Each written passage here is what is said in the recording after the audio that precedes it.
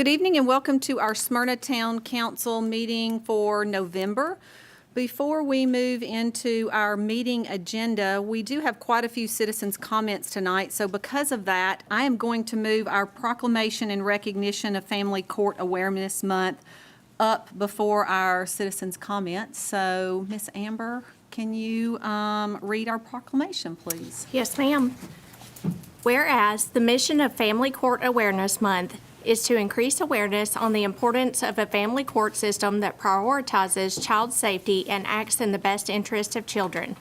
And whereas this mission is fueled by the desire to create awareness and change in the family court system for the conservatively estimated 58,000 children a year ordered into unsupervised contact, with physically or sexually abusive parents, while honoring the hundreds of children who have been reported as murdered during visitation with a dangerous parent.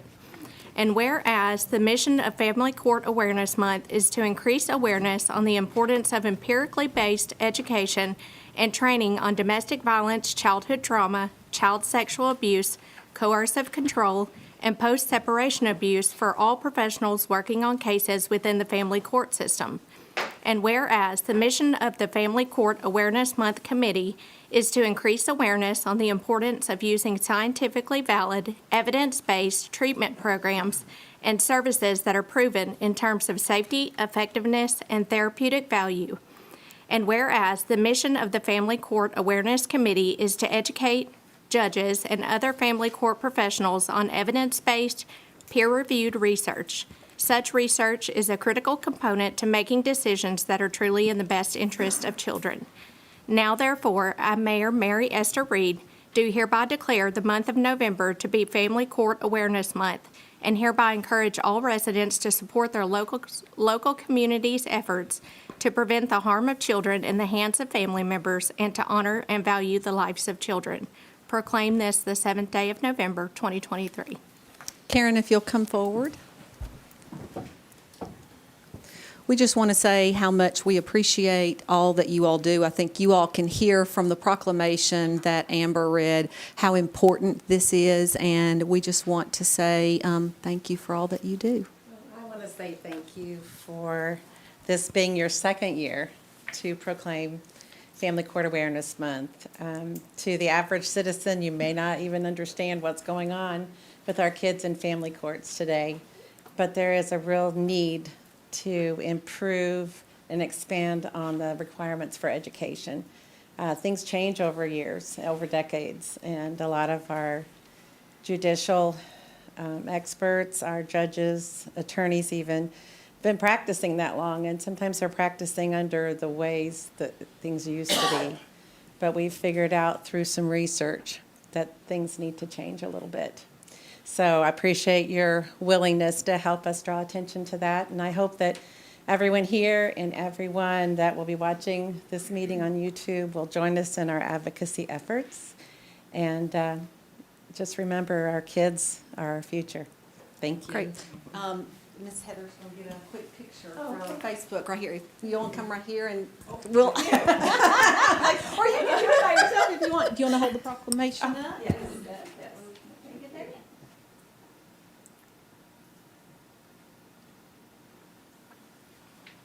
Thank you.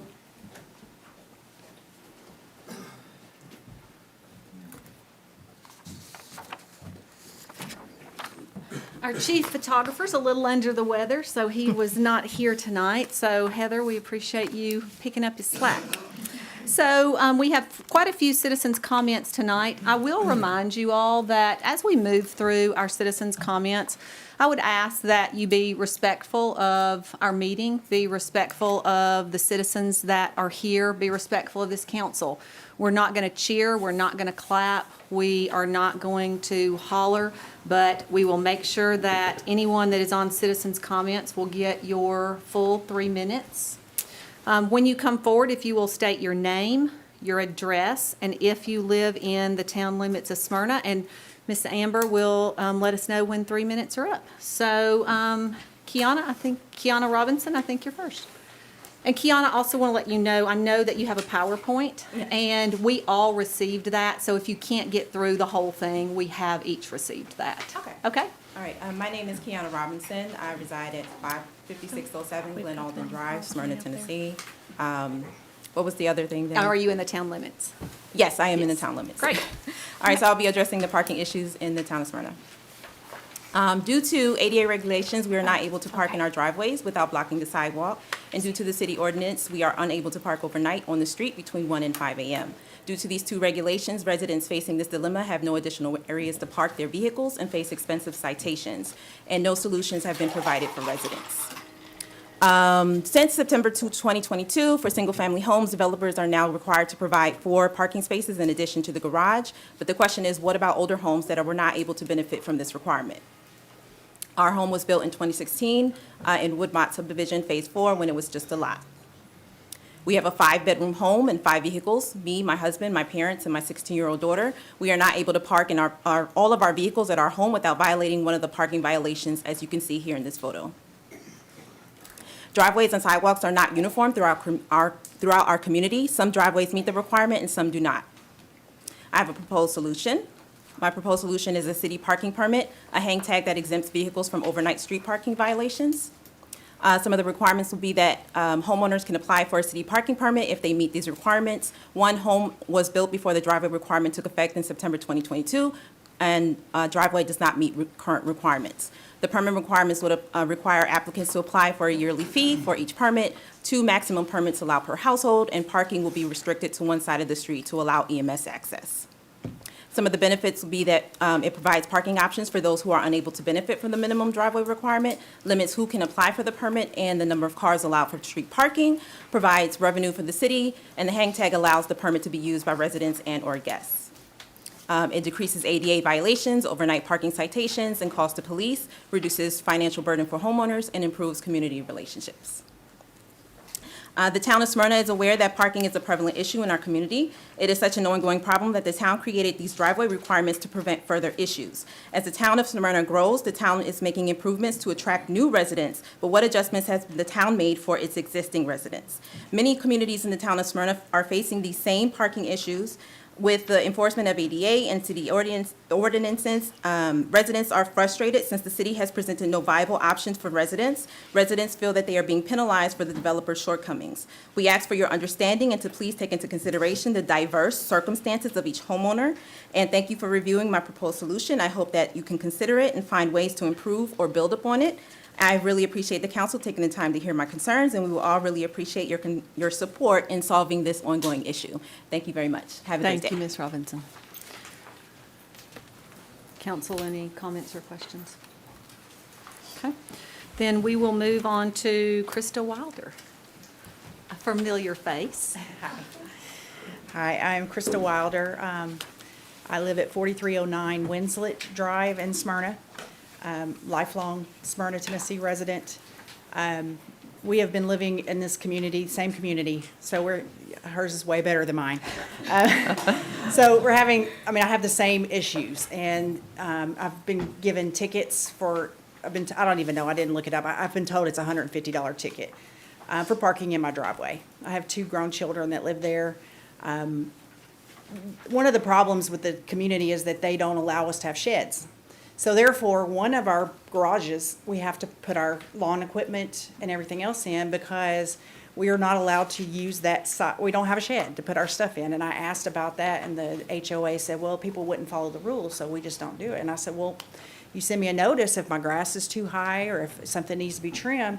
So why can you not send notices to people that aren't following the rules? There should be specific rules for what kinds of sheds you can have that would be pleasing to the neighborhood and would solve a big issue. So, we've been told by the police, we got woke up at 5:45 one day this week. We got woke up at 7 o'clock on a Saturday. And the police officers are very nice. They ask us to move our cars. They stop ticketing us. They have told us that this is a nuisance to them, but they can't do anything about it. They have told us it's one individual that is calling on a daily basis. And the solution is to park on the street except from the hours of 1 a.m. and 5 a.m. And I'm like, well, what are we supposed to do between 1 a.m. and 5 a.m.? Are we supposed to drive around for 4 hours, park in the grass? Can we park on the sidewalk? But it's just, our house it's 4 bedrooms, we have 4 vehicles, and we can only park 2 on the outside without it getting into the sidewalk, and the person that's complaining would have to walk 7 steps to get around it, to get back onto the sidewalk. So I just don't know what to do. I've talked to the police officers, and they suggested that I come here, but I just don't know what else to do. It's not a reasonable request that the developers didn't do it correctly, and then we are suffering, being woken up at 5:45 in the morning to move our vehicles or whatever. And we appreciate that more than a ticket, but it's just not reasonable. And so I'm just coming to say that, there has to be another solution for this neighborhood. Great, thank you. Brian, do you want to talk a little bit about the current ordinance and about the ADA, and that's somewhat, the ADA compliance is out of our hands? Yes, ma'am. And that's kind of what's happened is the ADA compliance has been in place, I think, since early 1960. Not a lot of people have been motivated to do much with it. And what has happened is with ADA compliance, TDOT and the federal government has come out very staunch with ADA compliance having to be met by the towns. If we do not meet ADA compliance, we could lose federal funding for roads and those kind of things. So even to the extent that the town underwent 2.5 years ago, about a $400,000 study of the ADA compliance issues that we have, and we are currently working on a yearly basis in our budget to rectify some of those situations. So if you live out in Potts Crossing, some of those places recently, you may have seen the intersections being redone with truncated domes, the curb cuts to allow for ADA compliance, those kind of things. This is a tough issue. We have this issue not just in this neighborhood, we have this issue in some other places in town. To the point, I know right after I got here in 2018, we underwent a study, and this council made a pretty tough decision with the developers to push for that 35-foot setback so that we have enough room for 4 vehicles in the driveway plus whatever garage capacity is there. I don't know that I have a great answer for this, and I appreciate that the citizens have brought forward, especially this one with the tags. The problem you get into is, we say it's for one side of the street, but at 3 o'clock in the morning, if you have 2 cars parked and you can't get a fire truck or an ambulance through, and one has a tag and one doesn't, and they just see that somebody else is parked on the street, it creates some issues. Not to say there's not some way to help try to find a resolve. I think, one of the things that I would say is get a hold of our codes department. Maybe we can come out and help you find, within the confines of the yard itself, where you could add, because you can take concrete all the way to the property lines. Now, I know you've got some utilities and those kind of things, but actually, unless it's an above-ground utility, you can cover utilities with concrete for parking and that kind of stuff. We'll be happy to come out and try to help resolve some of these issues. But unfortunately, when we receive a complaint, we do have to react to that complaint. I think it's fair to say on an average day that our officers are not out there just kind of looking for these. But if we do get a complaint, we do have to comply with that complaint. So.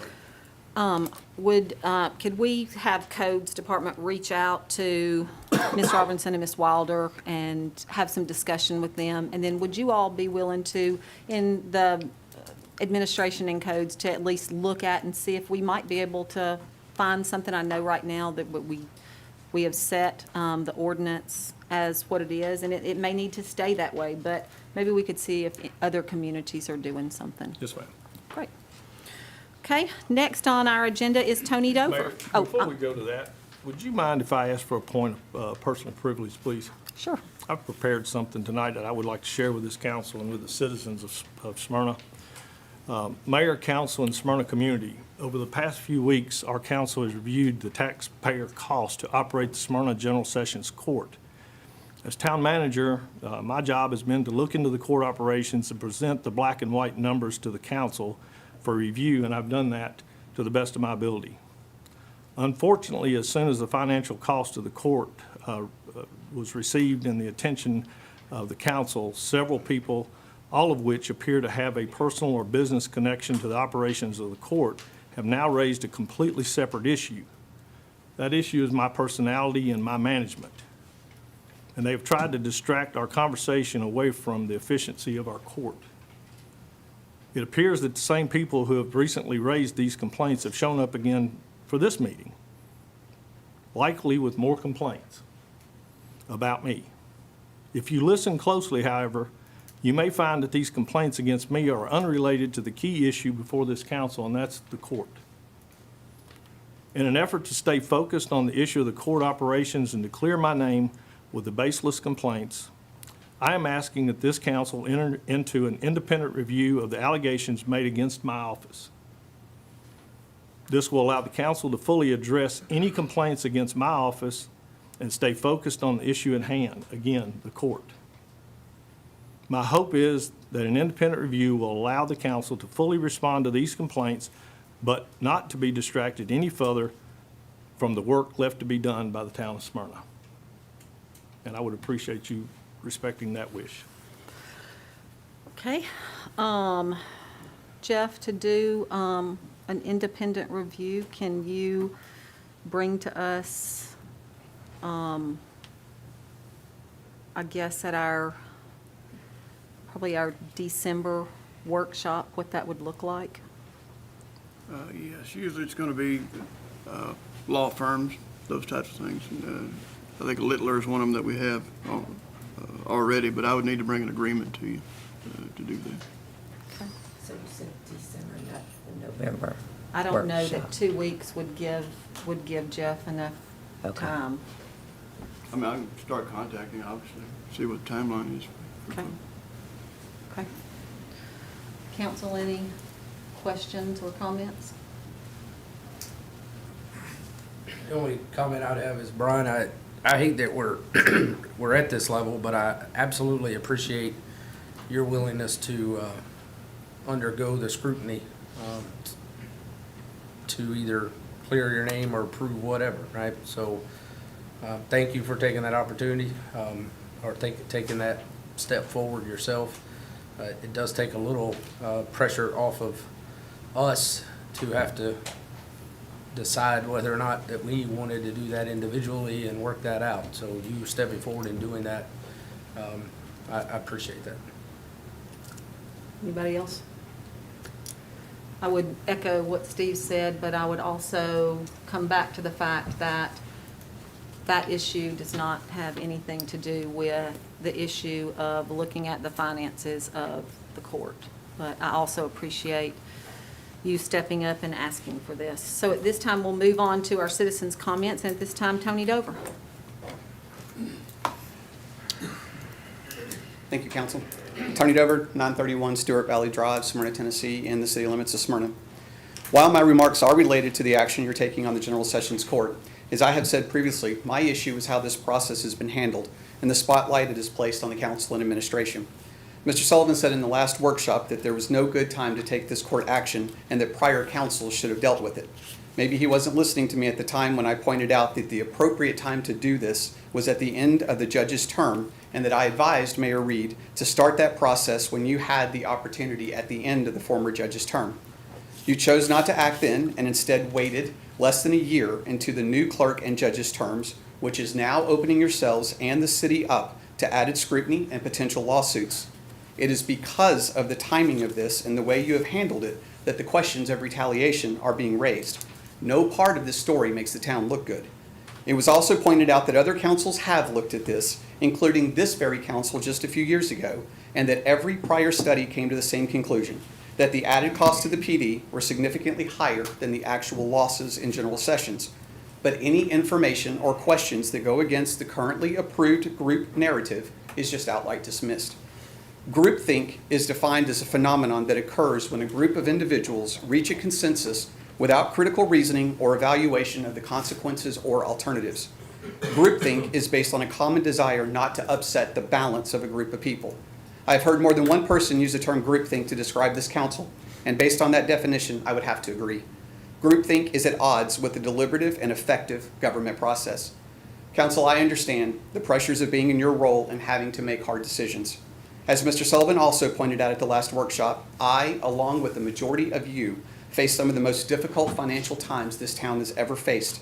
And together, through debate, discussion, and disagreements, we had to make hard choices. So I'm accustomed to armchair quarterbacks taking pot shots from the sidelines just to score political points. The difference is that my comments are not done with malice or hatred, but as a brother and a friend, bringing hard truths to your attention that I hope you will take to heart. I have been forced to make these comments publicly because I and others going to individual council members has not made any difference. I recognize that these are hard words to hear, and I ask that you recognize that these are hard words for me to say. Instead of being angry at the messenger, maybe you should listen to the message. The concerns being raised here are bigger than just this court decision. Thank you. Thank you. Council, any comments or questions?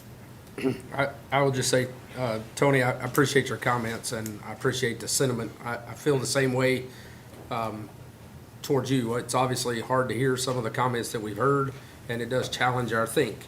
But also, I want to just keep everyone in mind that just because you see it one way and we may see it different doesn't mean that you're right and we're wrong, or we're right and you're wrong. And I think that's where we're falling on the line here is everyone has dug their heels in and assumed and decided that their way is the only way forward. And I think that is counterintuitive to the process. So I appreciate your comments and specifically the items that you brought forward for us to think about. I would agree with that. Tony, you sat up here and had to make hard decisions as well. I will say, I think if you were sitting in this seat and you had a police chief that came to you that had concerns, you would also be willing to listen to those, no matter what time that was. And I think that is one of the main reasons that we're here tonight. So, but I appreciate your comments. Next is Lisa Brewer.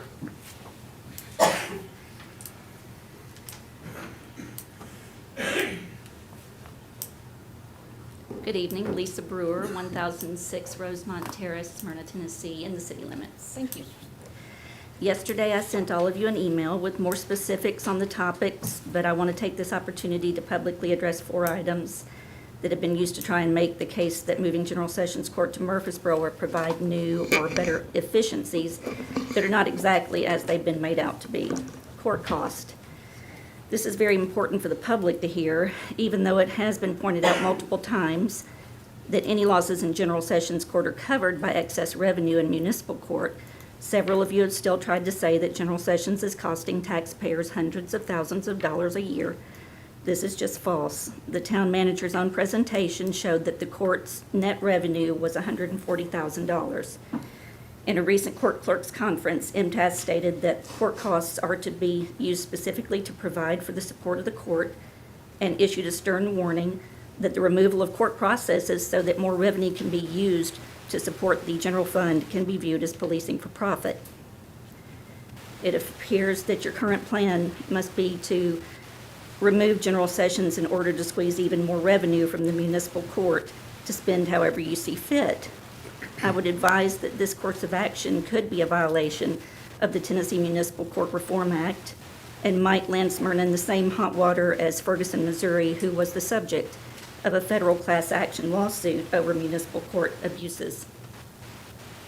Court liaison officer. It's clear how the court liaison program that we use today may or may not work due to the differences in how the court in Murfreesboro operates. However, in Murfreesboro, there are 3 General Sessions courts that are running simultaneously 5 days a week.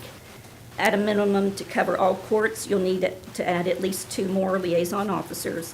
While you've avoided talking about the indirect cost to the PD when you go to Murfreesboro, I would just want to point out that this cost could triple. Dedicated court days. It's been stated that Smyrna will have a dedicated court day in Murfreesboro. That's not accurate. No department in Rutherford County has a dedicated General Sessions court day except for THP, Tennessee Highway Patrol. Each officer will have an assigned court date, which is what we used to do in Smyrna until we got the court liaison program. This seems like we're going backwards. And then e-warrants. Let me be very clear. Rutherford County does not currently have the ability to do e-warrants. and there's no timeline of when they will be able to do so or what additional cost or software will be required. However, Smyrna judicial commissioners have been issuing warrants, search warrants, and setting bonds remotely for nearly a year. We issued just under 500 warrants last month, which is approximately 16 warrants a day. You can do the math for how much time that'll take officers off the streets of Smyrna to travel to Murfreesboro. 3 minutes, Mayor. Thank you. Thank you. Council, anything you'd like to respond to? I'll just say, Lisa, I appreciate your letter. I was telling somebody today that I had gotten one from you, and I said that this is the type that I like to see. It was no personal attacks, it was facts and those types of things, so thank you. Just a couple of things. You referenced the issue with Ferguson. I mean, when you look at that case, that's only going to be an issue if you do something wrong based on what Ferguson did. And I don't think that you do anything wrong. So I would highly recommend that people go research that case. And in regards to the court liaison, our PD will be speaking specifically to that when they do their presentation in a few minutes. A dedicated court date, I'll be honest, I don't remember us ever discussing a dedicated court date. I think what we talked about was the officers would be able to, they would work with the officers on trying to find a day that would work with their schedule. I don't think any of us ever believed that there would be one specific court date for just the town of Smyrna. And in regards to e-warrants, I think that our PD will be discussing that as well, but thanks for bringing that to our attention.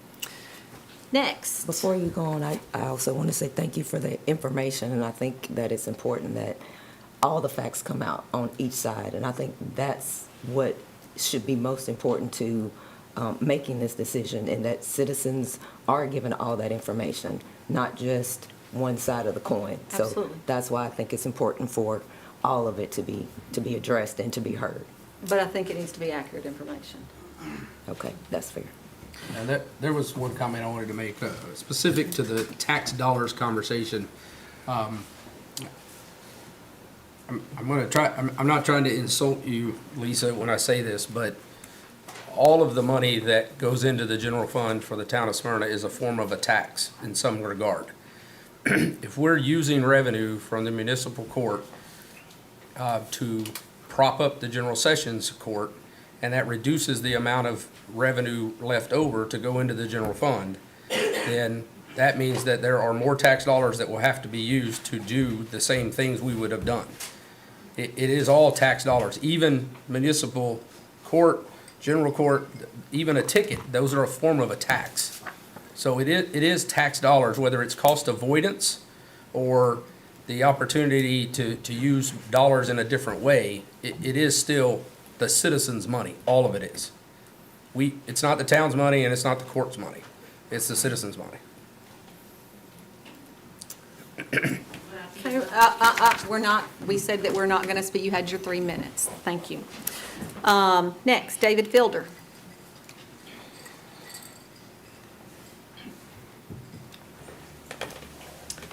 I'm David Fielder. I live at 7335 South Harpeth Road in Franklin, Tennessee.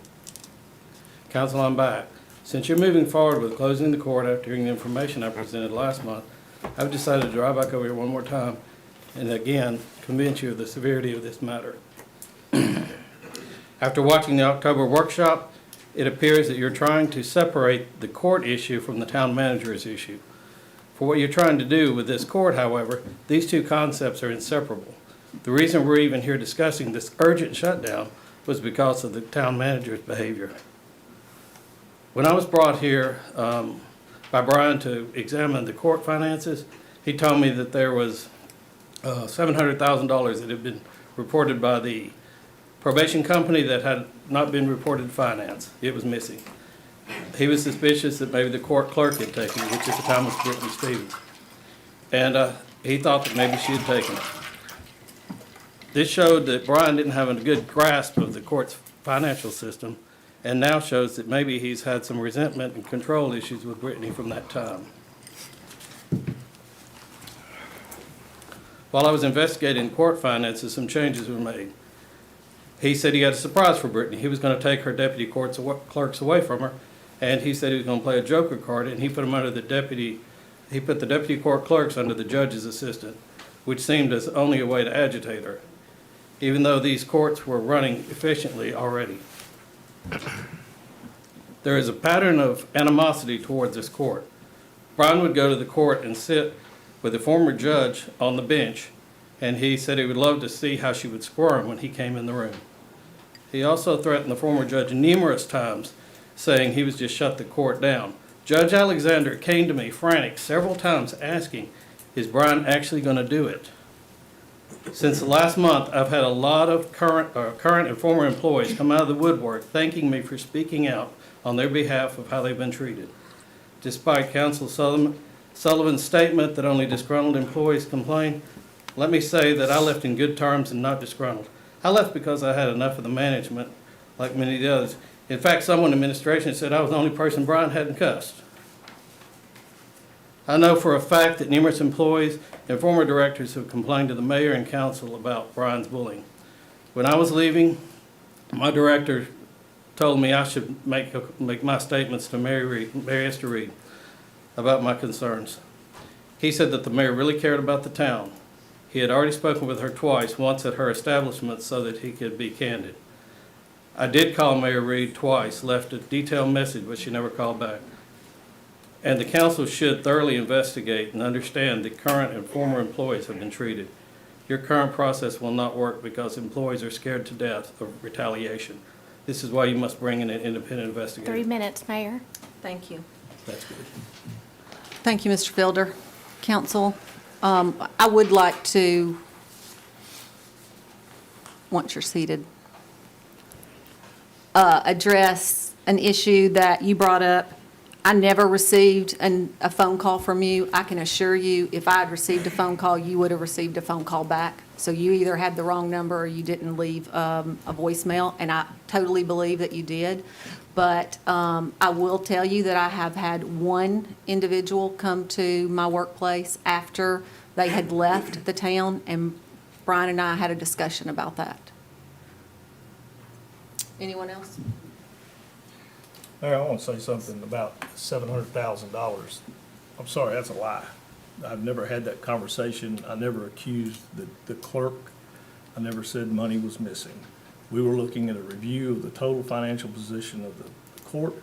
And I remember in Mr. Fielder's report himself, one of the accusations that were made is that we needed to bring the probations in-house because we would have better control. But I deny vehemently that I never talked about Brittany Stevens taking $700,000. That is a lie. I am glad that we're going to be moving forward with the independent review, and that way those things can be cleared up. Okay, next is Larry Stevens.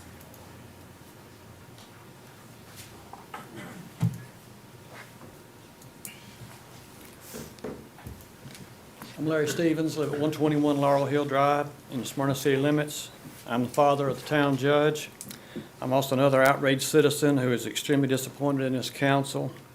People are realizing that our town council has shirked its responsibilities and failed to exercise oversight. The treatment of town employees and court personnel by ignoring their complaints and allowing them to be subjected to a toxic and hostile work environment is shameful. This type of behavior would not fly in any other organization, and neither would the failure to take appropriate action and to have a thorough investigation. Has there been any thought about the dedicated town employees that's worked at the court for years? Have any of the councilmen who've been to the court and talked to these employees and see where the judge's assistant has a desk out in the hallway when there's a vacant office 10 feet away for her to use? You seem to have plenty of time to go to ribbon cuttings, get the picture put on Facebook. Tell me which is more important.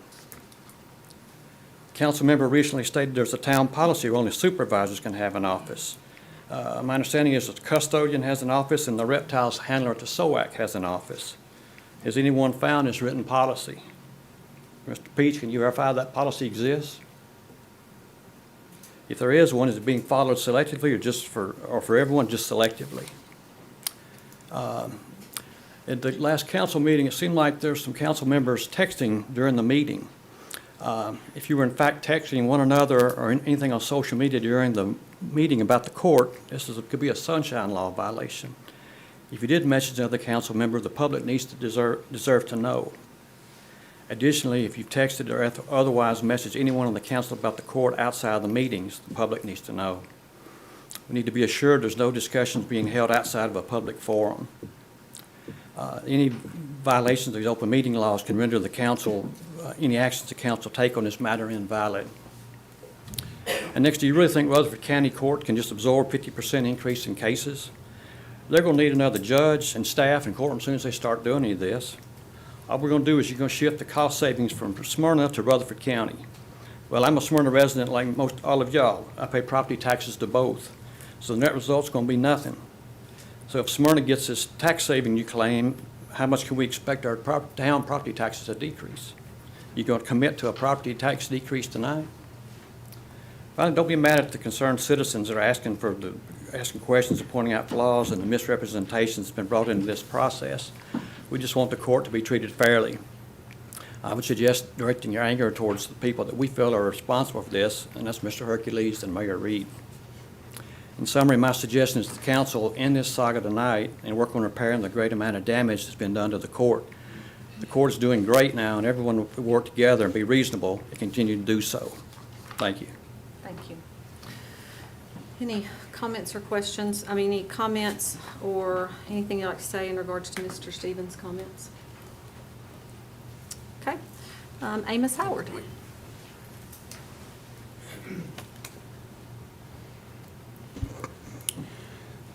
Good evening. I am Amos Howard. I reside at 3946 Lakebrook Drive in Murfreesboro, Tennessee. I appreciate the opportunity to address you this evening. For those of you who are unfamiliar with my role in the community, I have served as the pastor of Living Truth Christian Center in the downtown Smyrna area for more than 3 decades. Tonight, I come before you to offer a candid perspective on the matters concerning our town. It is with a sense of urgency that I express my dissatisfaction with how the Smyrna Town Council has managed the ongoing issue, a court issue, I should say. The situation appears to have escalated without proper resolution of tactics, which is perplexing to many, including myself. It prompts the question, what is the underlies the council's persist in this matter? My direct interaction with members of our community have revealed a prevailing sentiment that the town's employees are subject to less than fair treatment. While I shall not divulge or really get into the specifics of, at this juncture, the growing perception that the council is indifferent to the welfare of its employees is really alarming to me. Such an image is undesirable and potentially harmful to the council's standing. I implore you to devise a strategy that will prioritize the well-being of the employees, a measure which I believe holds a greater significance than the curtailing of certain court proceedings. In leadership, it is sometimes necessary to recalibrate priorities when the course of action proves ineffective. I submit that such recalibration is warranted in this case. The broader implication of the court issue, coupled with the employee relations, suggests a complexity that perhaps has not fully been communicated to the public. I urge you to engage in a thorough introspection to ascertain whether the current course is justifiable. Consider the motivation behind these actions and their alignment with your initial intentions. Reflect on whether this path will foster unity within our community. It is incumbent upon you as our elected officials to evaluate all facets of the issue and present a balanced discourse prior to rendering a decision. I must convey my opposition to the council's proposed direction concerning the court. It seems to diverge from the principle of justice and community well-being. It is my hope that the council will acknowledge these concerns and cast their votes 3 minutes, accordingly. Mayor. Thank you. Sir. Any comments in regards to Mr. Howard's? Okay. Next, we have Danny Brewer.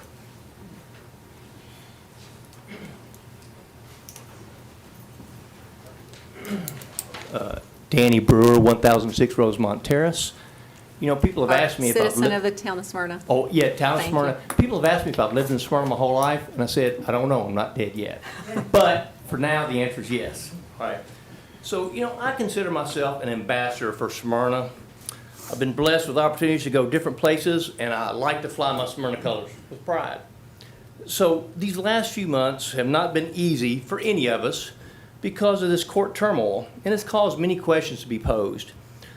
One prominent local business guy, he asked me, why would we not want to do everything we can to help our police department be more efficient and protective of our town? And I know that the court helps all of that because of many facets. And I said, yes, sir, it does, in a big way, and an in-depth study performed by Smyrna in 2018 proved all that and then some. Now, things have gotten even better since then because the clerk's office has instituted many policies to make the police department more efficient with procedural changes. So, and those are things that Rutherford County does not currently do. So the police department, they do have to be more efficient. We do keep feet on the street. Another prominent member of the Rutherford County community asked me, why would Smyrna citizens not want to have a general sessions court? Who's going to treat Smyrna people better than Smyrna people? And I said, you know what? I think you're right. People do want to keep a general sessions court here in Smyrna, everybody I've talked to.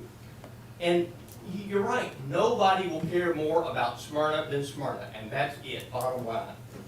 The court as a whole does provide quality of life to all the citizens, and safe streets should be one of our top priorities.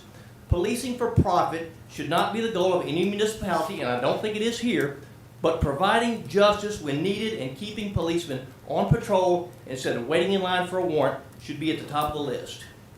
We currently have the most qualified team in the history of Smyrna in the clerk's and judge's office. If they're allowed to run their departments and serve the citizens that elected them as they should, everyone in the community will benefit. Having our own general sessions court might make us different from other Rutherford County communities and other communities in the state. But that's a difference that I welcome because it makes Smyrna a better place to live. Thank you very much. Thank you. Any comments? Okay, then Thomas Jennings.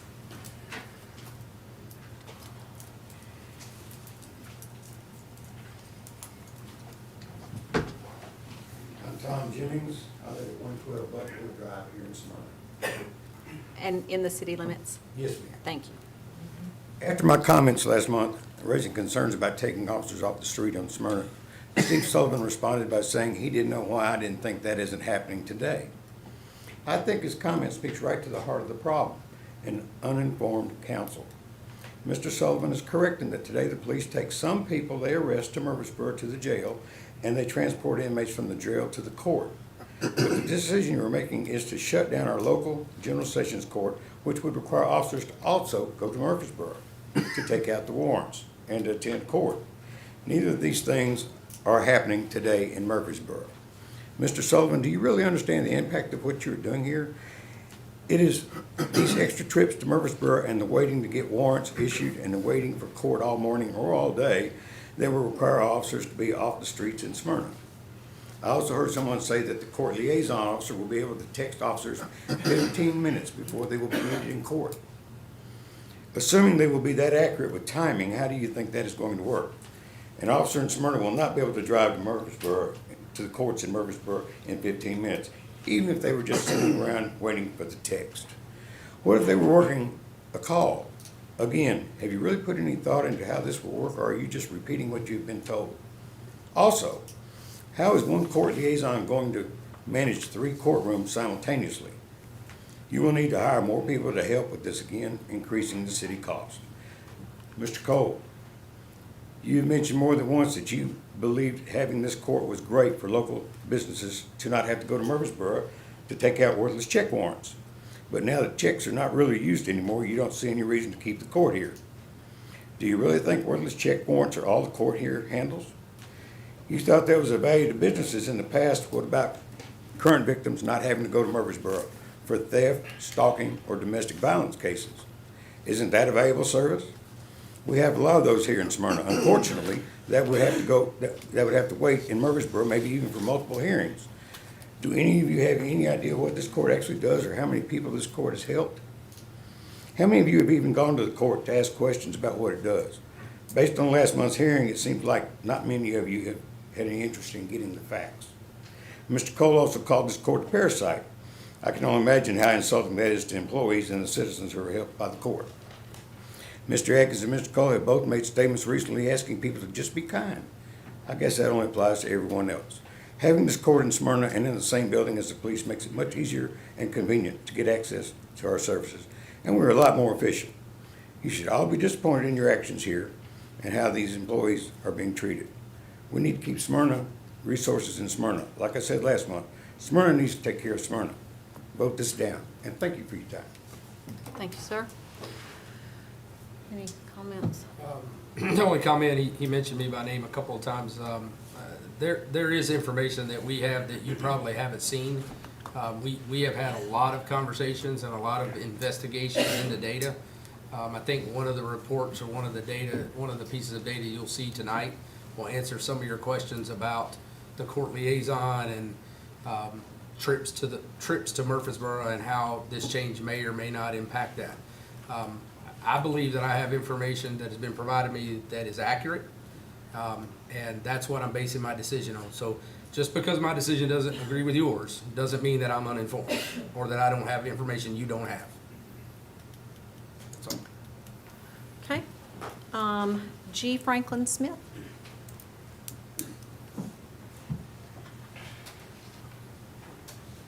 My name is Franklin Smith. I reside at 203 Berrywood in the Smyrna city limits. Been there for 28 years. This is the first time I've ever felt like I needed to attend and speak at a meeting. I'm speaking out against the council's effort to eliminate Smyrna's court.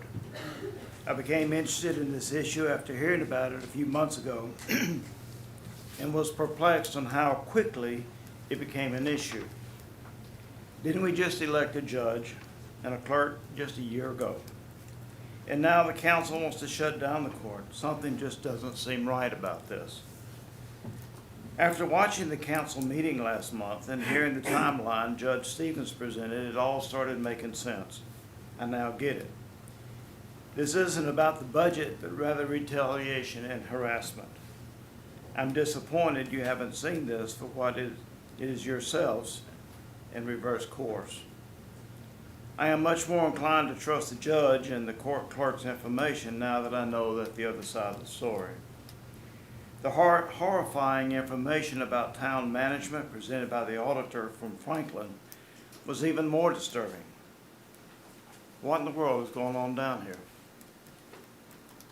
It seems like employees are being mistreated left and right, and the council didn't express a single concern about the shocking allegations.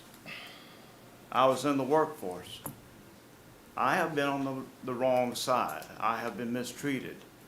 It makes life miserable. How's sitting on your hands here not a major liability for taxpayers? It needs to be fixed now. My last point is I'm also concerned about how decisions are made around here. At the workshop in late October, I heard Mayor Reed say that a study is now being done to explain the police numbers. This was after she said previously that there was no time to do the study before moving ahead with closing the court. It doesn't make sense to close the court and then try to get the numbers to back it up. A study at this point certainly would not be credible after you've already made the decision. The study will say what you need it to say so that you can justify the prior decision. Why even bother with the study at this point? As a taxpayer, I'm quite concerned about your judgment and how things work around here. This court fiasco has really caused me to question your motives and how you make decisions. I'm very shocked and disappointed in this whole situation. The taxpayers deserve better than this, in my humble opinion. Please vote no tonight on this court issue. It does not make sense to shut down Smyrna's court and send everyone to Murfreesboro. We need to let the court officials do their jobs they were elected to do for 3 their minutes, terms. Mayor. Thank you, sir. Thank you. Any comments or response? Okay. Our last speaker tonight is Katie Clark.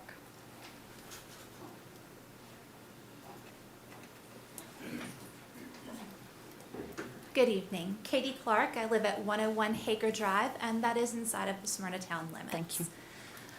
I come tonight again to talk about the court, and I'm sure you're tired of hearing about it by now. More people have spoken more eloquently than I have tonight about the constitutionality and about perhaps the personal reasons why they wish the court to be open. So I just wish to bring you my perspective again as a practicing attorney within the Rutherford County system. I practice in probate court, which deals with people who have recently suffered a loss, and that is in front of Judge Toby Gilley in the General Sessions Court in Murfreesboro. Currently, probate court is limited to a 30-minute docket at the beginning of every day before he deals with civil litigation and other matters. 30 minutes is a really tight schedule, and he does run a very tight ship, I will give him that.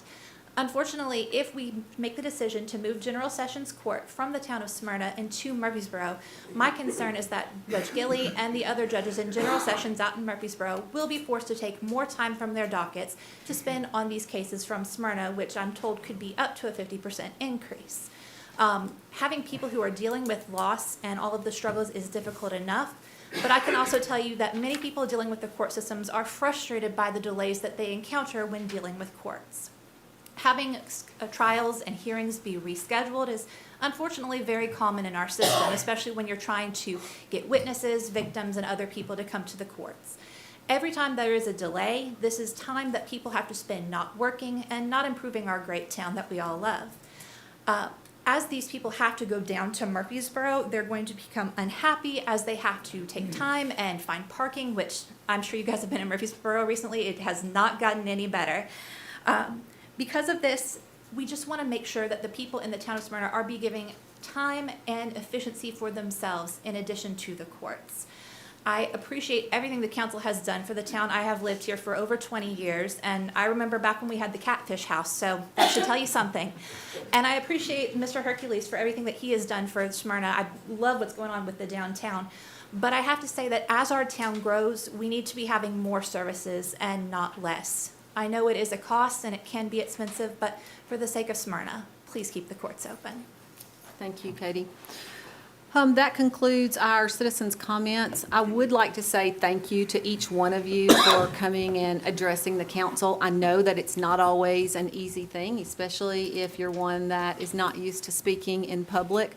We do appreciate it. I will say this, for those of you that may not know the process of looking at moving the courts back to Rutherford County, this decision is not closing the courts tonight. This decision would be sending it to referendum for the citizens to tell us what they want to do. So I just want to make sure that each one of you understand that. And one of the things that's really important for me is citizens to get to have their voices heard. Just like each one of you have gotten to speak tonight, to me it's important to hear what the citizens want. So many times when we sit up here and make a decision, we don't know that unless somebody emails us, calls us, or sends us something on social media. So this is a little bit different than most of the votes that we take. So I would like to thank each one of you for being here tonight. Before we move into our meeting agenda, is there anything anybody would like to say? I would like to say one thing. Last council meeting, I made the motion to defer because of some timelines, and it's been mentioned here a couple of times tonight, some timeline information that Judge Stevens presented that honestly caused me to pause as well, because from just the perspective she presented, it looked like it may be all based on retaliation, and I wanted to investigate that and find that out. So you're going to have to indulge me for a few minutes, but I put together a timeline with the rest of the information that I did know was happening in the background, and I want to go through that real quick. First of all, Judge Alexander and Clerk Stevens were first elected, I believe, in 2014. I know that in 2016, when I got elected, they were already here. Within a few months of getting elected, I was, I guess, approached by both Judge Alexander and Clerk Stevens at different points, leveling allegations against each other of misappropriations or things that were happening at the courts. So when I hear people saying that this just started and it seems like it's knee-jerk, this has been going on for 5 years. Some of the complaints that we were hearing back in the 2018, 2019 period were honestly, some of them were legitimate business and process-related complaints. Some of them were just simply petty. We received a complaint from Clerk Stevens that Judge Alexander was feeding and caring for a stray cat in her office, and that this was against town policy. So we had to have our town manager meet with them and tell Judge Alexander to stop caring for a cat in her office. Judge Alexander, maybe in response, I'm not sure, she complained that Clerk Stevens was hanging her purchased Ruthie Awards around the common areas of the judicial building. Again, the town manager had to get involved and ask the clerk to move those Ruthie Awards into her private office or into the clerk's area. Clerk Stevens complained that the judge was waiving too many court costs and fines and fees, and that this was contributing to the negative numbers that we were seeing out of the court. Again, this was discussed with Judge Alexander through the town manager. The judge informed us that that is completely at her discretion, and that's absolutely correct, just as it's at Judge Stevens' discretion today. Let's see, Clerk Stevens also complained that there was an open door between the judge's office and the police department that was potentially allowing ex parte communication between the judge and the police officers on certain matters. Again, the town manager got involved, spoke with the judge. The judge had just as many arguments for why the door needed to stay open. And eventually the door was closed, but not until after the investigation or the audit that Brian initiated. The judge complained about the same time that the clerk's office was closing the windows at 4:30, even though court was continuing on till 7, and so that was causing problems getting payment in. There's a litany of these type of back and forths that the council and the town manager were hearing. We were hearing them at public events. We were hearing them at council retreats. There were multiple times we were approached with documents with things circled and notes in the comments about things that either the judge hadn't done or should have done that Clerk Stevens brought to our attention. So we have been receiving information about the courts for at least 5 years and about the inefficiencies of the court, specifically at that time between Judge Alexander and Clerk Stevens. One of the things that the town council had made, I think, abundantly clear that the court is losing money. It is clearly a problem for the clerk and the judge to get along, and that if this kind of ticky-tack management type behavior continues, we're going to have to look at other options. We can't keep doing this. Brian Hercules gets hired in 18-19 timeframe. He initiates an audit and review, which is the one that Mr. Fielder performed for us. In that results, there were 6 items that Mr. Fielder identified to be addressed. It's my understanding that all 6 of them were addressed, including replacing Naviline software. There was mentions about the ex parte communication, but in the judge's office, there were several other items which we could discuss individually, but they were all implemented as a result of his audit. Not long after that, we're going to kind of fast forward. We're still kind of hearing that even after the audit, we're spent about the next year or 2 implementing the new software, pulling probation back in-house, implementing these specific recommendations that Mr. Fielder and his audit found. We move forward into 2020, 2021. I believe it was in late 21, maybe early 22, we hear from Judge Alexander that she's not going to seek re-election. We also hear from Clerk Stevens that she is going to run for town judge, and Lisa Brewer is going to run for the town clerk. What that meant to the town council is that a lot of this ticky-tack back and forth that we've been hearing for years should stop. Judge Stevens had told us many, many times that the issue was Judge Alexander.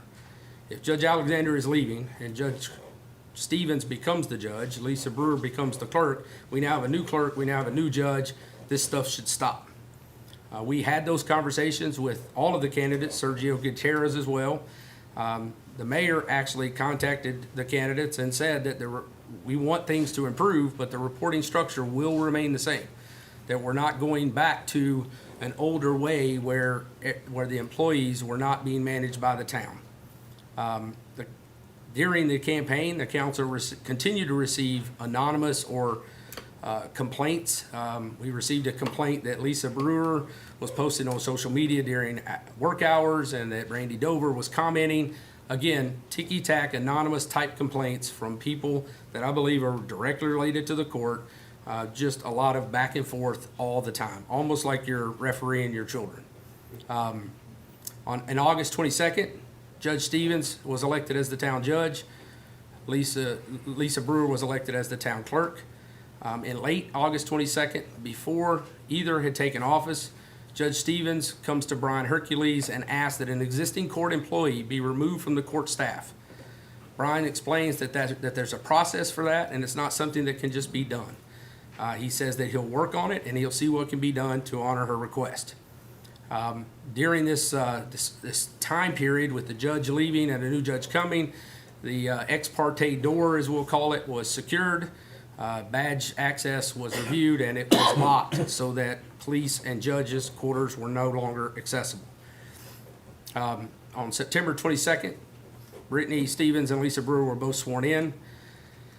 Also in late September, the same General Sessions employee that Judge Stevens wanted removed from the office was asked to move into a vacant office. She was denied that due to her job classification and her job title. It was also my understanding that Judge Stevens didn't want her in that office. Judge Stevens also brings her own doorstop and props open a second door to the police department kitchen. She then complains that Assistant Town Manager Todd Spearman has stolen her doorstop and thrown it away. He had simply closed the door, which was now allowing ex parte communication again, and put the doorstop on a microwave.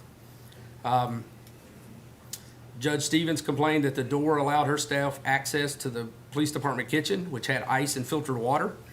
The town manager replaced the refrigerator in the judicial kitchen to include filtered water and ice in the door. Again, trying to show the opportunities and the things that we are doing to try to keep peace. On 12/13/22, Chief Irving is sworn in. Now, on 12/19, there was a memo from Brian to Ms. Brewer in relation to a request to the Finance Department to reclassify some employees. Brian Hercules asked that those communications be routed through Todd Spearman and that they should not be completed without their approval.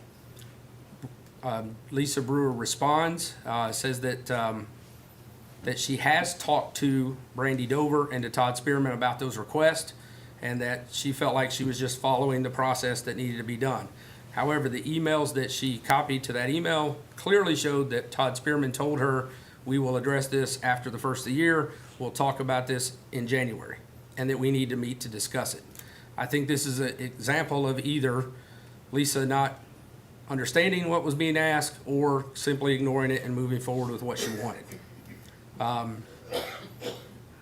Also, on late 22, Brittany and Lisa call an impromptu meeting with the new police chief, Jason Irving. They tried to convince him that court employee that Judge Stevens wanted removed from the office would be better served working in the warrants division and that the police chief should create a position for her and move her over there. The police chief explains to her that he can't just create positions, that he'll need to go through the town manager to get that to happen. And the judge responds with something to the effect of, but this is what I want to happen. She made it very clear that this is what she expected to happen, is what the chief conveyed to me. Chief Irving raised conditions around the same time. He comes to the mayor and to the town manager after he spent a few weeks on the job and raises concerns over prisoner housing and transport and then being booked and the touch points that the police department is having to undergo with the police transportation or with the prisoner transportation to and from Murfreesboro or booking them in Smyrna and then transporting them. In March 23, a probation position opens.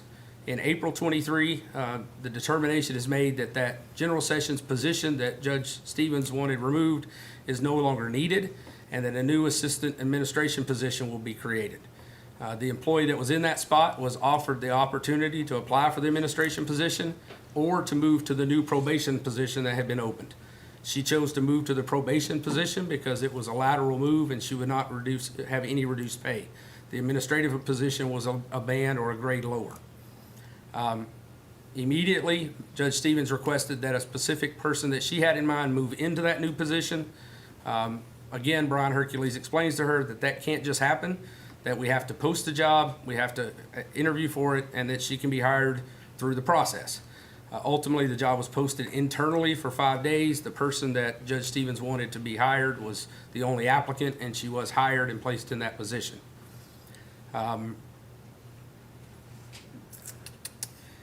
Also during this time, mid-April, the supervisor of building and grounds came to Brian Hercules letting him know that he was continuing to get multiple requests from the judicial building.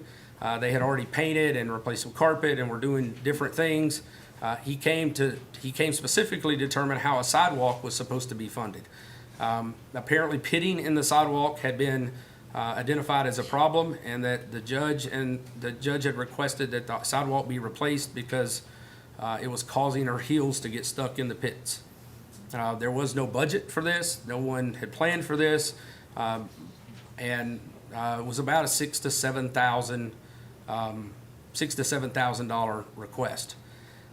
Also, Clerk Lisa Brewer, in her budget request at about that time, had asked for an office to be created for the court administrator, Randy Dover. The office that had been vacated, that we've been talking about, the General Sessions employee who wanted to move in the office, that office was still available, but she wanted a new office created for Randy Dover. Brian Hercules asked Ms. Dover if she wanted an office since there was still an office available. Ms. Dover told him that she did not want an office, and so the request was removed from the budget. This also was not, I guess, a very acceptable answer. On April 10th, 2023, we had our budget retreat. Judge Stevens mentioned last month that there was a bathroom discussion between her and the mayor on the court status, and that both agreed that things were better than ever. That statement was specific to the relationship between the judge and the clerk that I've just been laying out to you. It had nothing to do with the financial statement or the financial position of the court. It was specific to how they were getting along. Mayor Reed in that same meeting, in a one-off conversation, asked Mr. Hercules to initiate another review of the court finances. Brian asked that we wait until the budget process is over to give Finance Department time to complete the budget, and that the mayor agreed. Later, in our final agenda item of the budget retreat, in which we normally set the priorities or the review criteria for the town manager, the mayor informed us that she had asked for that review, and there was no further discussion about the review. Also in April 23, there was a meeting with Brian Hercules, Todd Spearman, Judge Stevens, Clerk Brewer. Clerk Brewer starts off the meeting by informing Mr. Hercules that she doesn't work for him and that he can't control her, that she's an elected official. Brian Hercules explains that he also doesn't work for them, but he does work for the council, and that the council is not done looking at the courts for possible action. Ms. Stevens responds that she is tired of being threatened with shutting down the courts, that she's spoken to the council, and that the council isn't going to shut down anything. Mr. Hercules responds, I'm not sure who you're talking to, but I have the numbers right here on my desk that I was asked to pull together for council.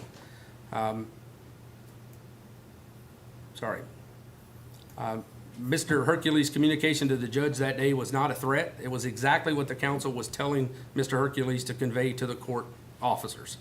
We were looking at the numbers and we were concerned about what was going on, and we had every intention of getting back to those numbers and looking at them as soon as the budget process was over. Week of May 22nd, Judge Stevens requests that her new administrative assistant be moved into that empty office that had previously been denied to a higher classified employee. On May 26th, which is Friday of Memorial Weekend, the IT department contacts Todd Spearman to see if he's aware of the request. Todd Spearman checks with Brian Hercules, neither are aware, and Todd Spearman instructs IT department to put the new administrative assistant in the desk in the judge's locked area where the previous personnel had been sitting. Again, these positions it's interesting, they've been mentioned as a hallway. They're not hallway, they're a locked room is secured. It's not a hallway. Mayor Reed, let's see, where am I? Sorry. On the 29th, Judge Stevens sends a text message to Brian stating that she is not happy about the decision, amongst other things related to moving her. She assumes that Mr. Hercules isn't aware and that she wants to discuss this. On May 30th, Brian Hercules arrives in his office and has work waiting for him, someone waiting at his door. At 8:07, Miss Stevens texts Brian Hercules. Brian explains that he cannot, he texts her, they end up getting on the phone. Mr. Hercules calls her. He explains that she cannot be placed in the office due to the previous employee being denied because of the classification of her job. This employee is a lower classified job, and she cannot have the office for the same reason. Doing so would open the town of Smyrna up to a lawsuit. Judge Stevens responds, "How long will we allow one employee to control us? She can't sue me. That's not my issue." Mr. Hercules says that it is my issue, that it's my job to protect the town from lawsuits. One thing that's not in my timeline, we had received a call the Friday before from an attorney in Franklin asking specific questions about why the employee that had been denied the office had been denied the office. So we were aware that we had already were on the radar from an attorney for denying this office to a previous employee. Putting a new employee in here would definitely not seat well. The conversation continued on. Mr. Hercules responds that it would be a shame if Miss Stevens responds that it would be a shame if you no longer got your trash picked up. This was clearly a reference to Mr. Hercules closing every council meeting with "Love Where You Live" and his litter campaign. Mr. Hercules asked if she was threatening the town if she didn't get her way. Miss Stevens immediately walked back her comments and said that's not what she was saying. Again, on May 30th, immediately after that call, Mr. Hercules contacts the mayor to make her aware of this latest conflict from the Judicial Center.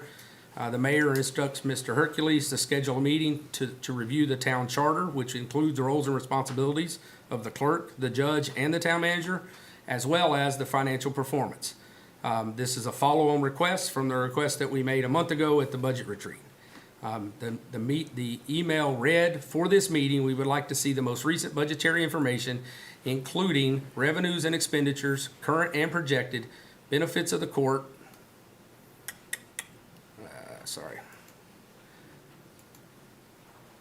benefits of the court, as well as any obstacles or complications within our existing town court. This will sit to the entire council, the judge, the clerk, Mr. Hercules, I think Mr. Peach, and possibly Todd Spearman. I'm not sure who else. A meeting was set. That was on June 22nd. On May 30th. A meeting was set for June 22nd. This meeting was a public meeting that was advertised in attendance along with the council.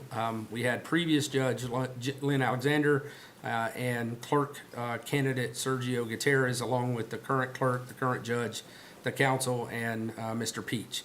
During the meeting, Mr. Peach went over the Town of Smyrna Charter and outlined the roles and responsibilities as identified in the charter. The meeting invite stated was simply meeting with courts and councils. During this meeting, the police Chief Irving outlined his initial concerns with the liabilities that we were incurring with transporting prisoners and the many touch points that we were having to encounter. Councilman Short asked, at that meeting, the financial numbers that were presented were direct cost only.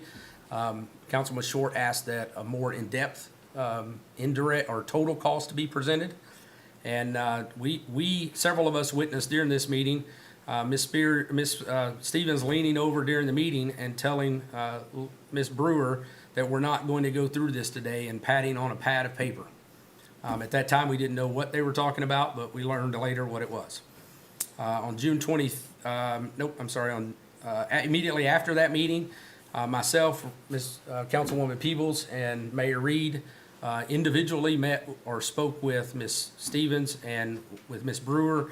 That was honestly the first time that we heard some of the complaints that we have been hearing in the last couple of council meetings. They brought forth several items that they wanted to be considered and that they were concerned about behavior and how Todd had spoken to them and Todd and Brian had spoken to them and how Mr. Hercules was managing them. As a result of that conversation, Mayor Reed, as a result of that conversation, Lisa and Brittany asked for a complete meeting with the council and an open meeting with private meeting with the council. They stated several times at the end of that first meeting that they did not want to discuss this in a public forum. And that's why they chose not to bring it up that day in the meeting. On June 30th, there was a follow-on meeting based on that conversation with Ms. Stevens, Lisa Brewer, Todd Spearman, Brian Hercules, Jeff Peach, and the mayor. The council was notified of this meeting via an email from the mayor, which read, "Good evening. Hope your week is going well. After our meeting about the court last week, Judge Stevens and Clerk Brewer asked to meet with the council in an executive session. They did not want to share their concerns in an open meeting that day. I've spoken with Jeff Peach, and he advised that we could not meet in executive session since there is no ongoing litigation. I emailed Judge Stevens and Court Clerk Brewer and explained the situation and also gave them another option. I told them that I would be happy to meet with them as well as Brian and Todd and to try to resolve any issues they wanted to discuss. We are going to have this meeting on Friday morning. Friday morning is June 30th. Mayor Reed, I believe, is going to speak on that meeting in a bit, but the biggest point is in the meeting, both sides were able to discuss their perspectives, air their grievances, and agreed to move forward. In fact, Mayor Reed went around the room and asked each person one by one if they had anything else to add and if they were good to move forward. Every single person said yes. So that's part of why we were somewhat taken back and surprised when we were at our last council meeting and all of this stuff that we thought had been handled comes back up. On July 14th, there was a second meeting, public meeting with the council. The same attendees as the first one, the clerk, the judge, the town manager, the town attorney, the council. In that meeting, we reviewed updated numbers, which included total cost now, so indirect cost as well as direct cost. There had been there was no presentation from the courts, honestly, very little discussion. I asked that the item to send this to referendum be placed on the workshop agenda at that time. It was placed subsequently on the August agenda.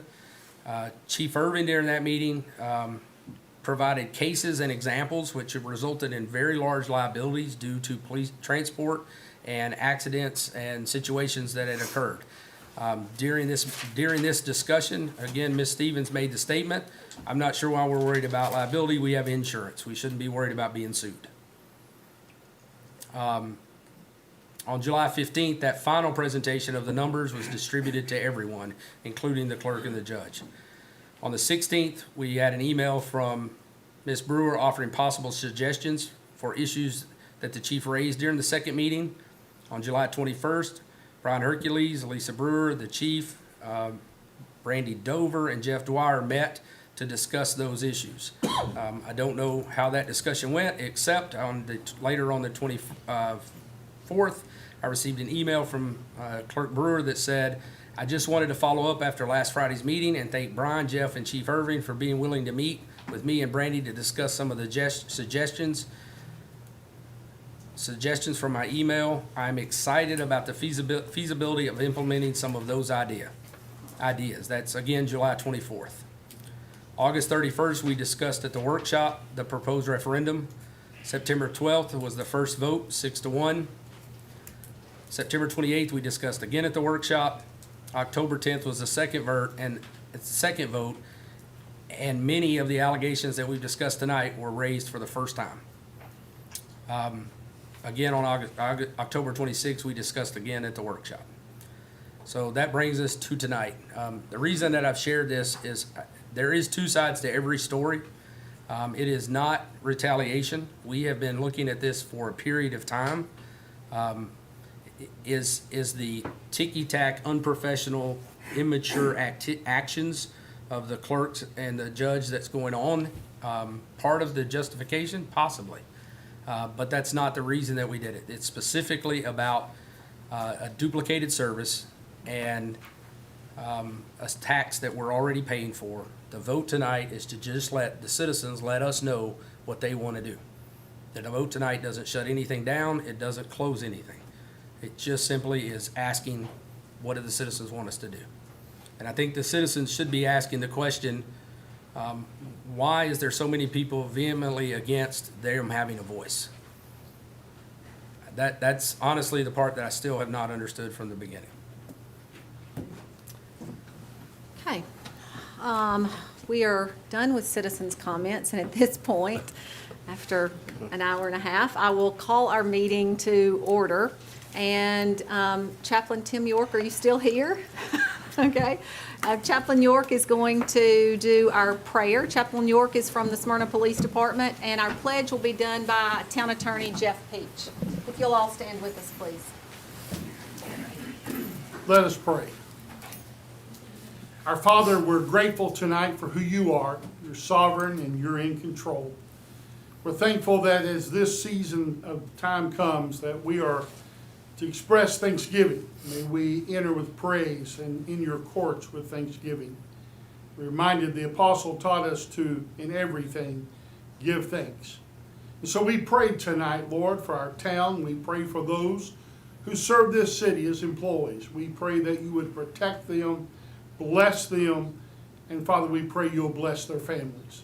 We ask you, Lord, to give our council wisdom. Lord, we ask you tonight, you taught us in your word that if any man lack wisdom, let him ask of God. And so, Father, we pray that none of us would seek our own will, but Father, may we seek your will, and may we hear from you. We pray this in your name. Amen. Amen. Amen. Would you face the flag? I pledge allegiance to the flag of the United States of America and to the republic for which it stands, one nation, under God, indivisible, with liberty and justice for all.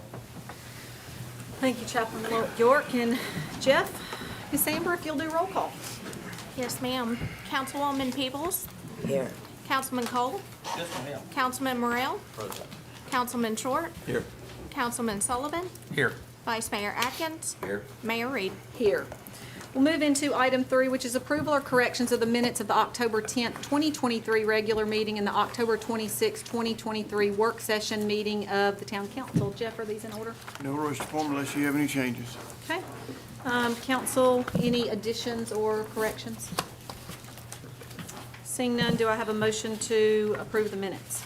Move we approve the minutes. Have a motion and a second. Any discussion? All in favor say aye. Aye. Any opposed? Minutes pass. Amber, Brian, correspondence or communications tonight? Awards and recognitions, we did that before we moved into citizens' comments. So at this time, we'll have the consent agenda, and items on the consent agenda are items that are determined to be routine matters and don't necessarily need discussion, but I do like to always read these items so that those here in the audience as well as those at home know exactly what we're voting on. We have quite a few tonight. So our first item is approval of the terms of and authorization for the mayor to execute the web services sales agreement contract with Revise LLC, AKA Revise Software Systems, for development and hosting of the Town of Smyrna website. Item B is approval of the terms of and authorization for the mayor to execute the 2024 exhibit rental agreement for SOAC Life on the Edge from Science Center. Item C is approval of the terms of and authorization for the mayor to execute a contract with Brenda Walsh for acquisition services in relation to Fall Creek utility easements. Item D is approval of the terms of and authorization for the mayor to execute an engagement letter with Boozer and Company, PC, for appraisal services relating to the acquisition of utility easements for the Fall Creek project. Item E is approval of the terms of and authorization for the mayor to execute an engagement letter with CBRE Incorporated Valuation Advisory Services to provide the town with review appraisal services in connection with the acquisition of utility easements for the Fall Creek project. Item F is approval of the terms of and authorization for the mayor to execute the extension to the maintenance and support agreement with Ademia relative to the APHIS machine used for fingerprinting and identification at the police department. Item G is approval of the terms of and authorization for the mayor to execute a change in the towing application period from June 1st through the 30th to April 1st through the 30th. Item H is approval of the terms of and authorization for the mayor to execute an agreement with Premier Fence to install a fence and gates at the Justice Center. And item I is approval of the terms of and authorization for the mayor to execute an agreement with Stanzel Electric Company for the ITS Phase 3, 4, and 5 project. Council, is there an item you'd like to discuss individually or pull off and vote on individually? Seeing none, do I have a motion to approve the consent agenda? Motion to approve. A motion, do we have a second? Second. Motion and a second, any discussion? All in favor of the consent agenda, say aye. Aye. Any opposed? Motion passes. We'll now move on to old business under number 7. Our first item is a public hearing. It's a consideration of a resolution relative to a plan of services for property located on tax map 54, parcels 40.00, 41.00, 44.00, 44.01, and 45.00. Hey, Kevin. Mayor and Council, this is the plan of services. It is for the first item on the next item on your agenda for the annexation request. This does detail the services that will be provided by the town upon the effective date of the annexation of these above noted properties. The town would be providing all services except for water here, which would be provided by a consolidated utility district. The Planning Commission did review this, did recommend approval unanimously, and staff would also recommend approval. Questions for Kevin on this? Okay, this is a public hearing, so I'll go to the public to see if there's anyone here to speak for or against this item. Seeing no one, we'll close the public hearing and go to council for a motion. Second. Wait. Who said it? Motion. He's the motion. He's the motion. Move to approve. And you're the? Second. Second. Okay, we have a motion and a second. Any discussion? All in favor say aye. Aye. Any opposed? Motion passes. We'll move on to item B, which is also a public hearing in consideration of an ordinance relative to the annexation and PRD zoning of property located on tax map 54, parcels 40.00, 41.00, 44.00, 41.01, and 45.00. It's requested by Jennifer Speck on behalf of the property owners containing 39.65 acres. The properties are located at 8613 and 8675 Rocky Fork, Amaville Road. Kevin? Yes, Mayor and Council, this is an annexation request with a PRD zoning attached to it as well on Rocky Fork, Amaville Road. It's about 700 feet north of the intersection with Morton Lane. The land use plan will support medium-density, single-family residential in this area. Surrounding zoning is a mix of PRD in town and RM in Rutherford County. The CUD has indicated there is adequate fire flow in this area. There are 2 existing houses which would be annexed with this request, and both would be removed as a part of the development. This proposed PRD is for 33 townhomes and 80 single-family lots. Houses would be a minimum of 1,650 square feet, an average 2,250 square feet, and all the single-family homes would have 2-car garages. Townhomes would have 1-car garages. The materials would be a mix of brick, stone, cement board siding, and all requirements of the town with regard to open space, parking, and setbacks would be met. One access point is shown to Rocky Fork Allenville Road, and there would be connections to Blakeney at 2 locations with a street stubbed in to the north as well to the adjoining vacant tract. The Planning Commission did recommend approval of this request with a few conditions. One, just regarding the fire hydrants, the locations that are required for those, and asked them to place one specifically to be sure that all the townhomes are covered. That was not shown. Typically, they're not at this stage, but we wanted to point that out to them. And since CUD is the water provider here, we want to be sure they were aware of it as well. Condition number 2 is regarding some inconsistent setbacks for the townhomes that were shown. They were shown inconsistently in 2 different sheets, and we asked them to make those consistent and correct. Number 3 was an informational comment because they mentioned in some locations that the porches may encroach on the setbacks. We just want to make sure they do have to meet setbacks if there's a roof. The required minimum fire flow is 1,000 gallons per minute at 20 psi, and this area does have some areas of steep topography, so there would be some critical lots here, and that we would identify those at the preliminary plat stage. With those conditions, staff would recommend approval. Questions for Kevin? We've discussed this quite a bit. Tim or Mark, anything to add from planning? No, I mean, when we looked at it, or I should say no, with the exception of when we looked at it, it's consistent with surrounding zoning and consistent with the character of the neighborhoods that are out there. Okay. This is a public hearing, so I'll go to the public to see if there's anyone here to speak for or against this item. Seeing no one, I'll close the public hearing and go to council for a motion. Move we approve. I have a motion to approve. Do we have a second? Second. Motion and a second. Any discussion? All in favor say aye. Aye. Any opposed? Motion passes. Item C is a consideration of a resolution and memorandum of ordinance 23-41 relative to the annexation and PRD zoning of property located on tax map 54, parcels 40.00, 41.00, 44.00, 44.01, and 45.00. Do I have a motion? I move we approve. A motion. Do we have a second? Second.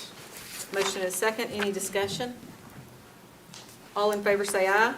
Aye. Any opposed? Motion passes. Our next public hearing is consideration of an ordinance relative to the rezoning of property located on tax map 28, parcels 31.01 to go from R1 to a PRD. It's requested by Jennifer Speck. The property requested to be rezoned contains 31.68 acres and is located at 602 and 604 Rock Springs Road. Kevin? Yes, Mayor and Council, this is a rezoning request on Rock Springs Road. Land use plan would support medium density single family in this area. The surrounding zoning is a mix of R4, R6, C2, and PRD, which is the Harts Branch Village PRD. There are 2 existing houses on this property which would be removed as part of the development. The proposed PRD is for 192 townhomes and 21 single family houses. All units will be sold via a horizontal property regime. Townhomes would range from 1,500 to 1,800 square feet. Single-family houses would range from 1,500 to 2,200 square feet. Materials would be a mix of brick, stone, and cement board siding, and all the requirements of the town regarding open space and parking and setbacks would be met. One access point is shown to Rock Springs Road. There would also be a connection to Ledbury Drive, which is stubbed into this property. The right-of-way of Imperial Boulevard does abut this northeastern corner of this property, and that right-of-way has been shown crossing this property as a part of their concept plan, which would be consistent with our major thoroughfare plan. When Imperial Boulevard is extended, there would be a connection from this development at that time. In addition, a stub street is proposed to the property to the north. A traffic study was submitted, which did recommend that a 4-foot wide shoulder be added to the northern side of Rock Springs Road. And this development would also be required to add a sidewalk along its frontage with Rock Springs Road as well. The Planning Commission did recommend approval 3-4-1 against. There were 3 conditions. Just one, that any improvements as recommended by the traffic study must be completed by the developer. The required minimum fire flow is 1,000 gallons per minute at 20 psi, which cannot currently be met at this site, but the town does have a water line improvement project which should be completed in approximately 1 year. It should take care of any issues. And then Road G, which is just one of the roads in the development, is shown connecting to Imperial Boulevard. And as this road is not constructed to this property yet, in the interim, a turnaround compliant with the 2018 fire code would be required in that area. And with those conditions, staff would recommend approval. Mark or Tim, any questions? I mean, anything you want to add? Well, we worked with the developer in this situation. One of the concerns was the adjacent neighborhood Hickory Trace. So to soften that, we went with single family there. And then we have the remaining towns. When you looked at it, and when we looked at it from a density perspective, it's much less dense than several other of the downtown projects that we have going on. And it is consistent with some similar developments in this area. Council, any comments or questions? Yes, I do Sure. have a question, well, I don't know if it's a question or a concern, but I know that at the initial review of this, a citizen came in and was concerned about the passing traffic coming through. And he had indicated that he thought maybe speed bumps, and I know we talked about that was not the best possible choice, but one of the developers said that he would be willing to put up the solar speed signs because they tend to cause people to at least think about the speed. And we talked about that when this came up before, but we didn't include any of that as a part of our approval. So how do we make sure that that happens? Because he's indicated that he would be willing to do it, and I think something is better than nothing in this case for getting people to notice what their speed limit is going through the neighborhood. So I think you what do can, we do? I think after the public hearing, if you want to add that to the motion, you can add that You certainly could add that as a condition. as part of a condition. At this point, yeah. Okay. And Tim spoke about it too, the gentleman out here in the red shirt. I'm sorry, I don't remember your name. It's not for you to speak tonight, so don't get up. But I remember you being here and having some concerns about it. I hope we address that comfortably for you and soften that by bringing residential up against that street that you live on. We really made an effort to soften that just for you, as much as anything for us too, but I hope that met your expectations, so. Yeah, the only other thing I'm gonna say is, a lot of times when we're looking at complexes or developments like this, we often talk about whether or not they fit in the area that they're in. This is probably a little bit higher density product than we usually like, but it is in an area that is consistent with apartments and similar type properties. So I just wanted to make sure that the public recognizes this is not a product that we might wanna have in other places in town, but in this particular location, it's probably the best possible solution. Okay. Other comments before we move to public hearing? Okay, this also is a public hearing, so if there's anyone here to speak for or against, you may come forward at this time. If you'll state your name, your address, and if you live in the town limits, please. Hi, my name's Robert Miller. I live at 1215 Leadberry Drive in the town of Smyrna. Thank you all. I attended the planning meeting last month, and I do appreciate everyone that was there and the things that the builder had said about he expanded his plan to include more tree cover. But I did I had a petition. My wife and I kind of canvassed the neighborhood, got some signatures. And I just wanted to provide that to just opposing the rezoning. Absolutely. Thank you. If you want to give that to Amber, Amber will take it. Thank you. Thank you, sir.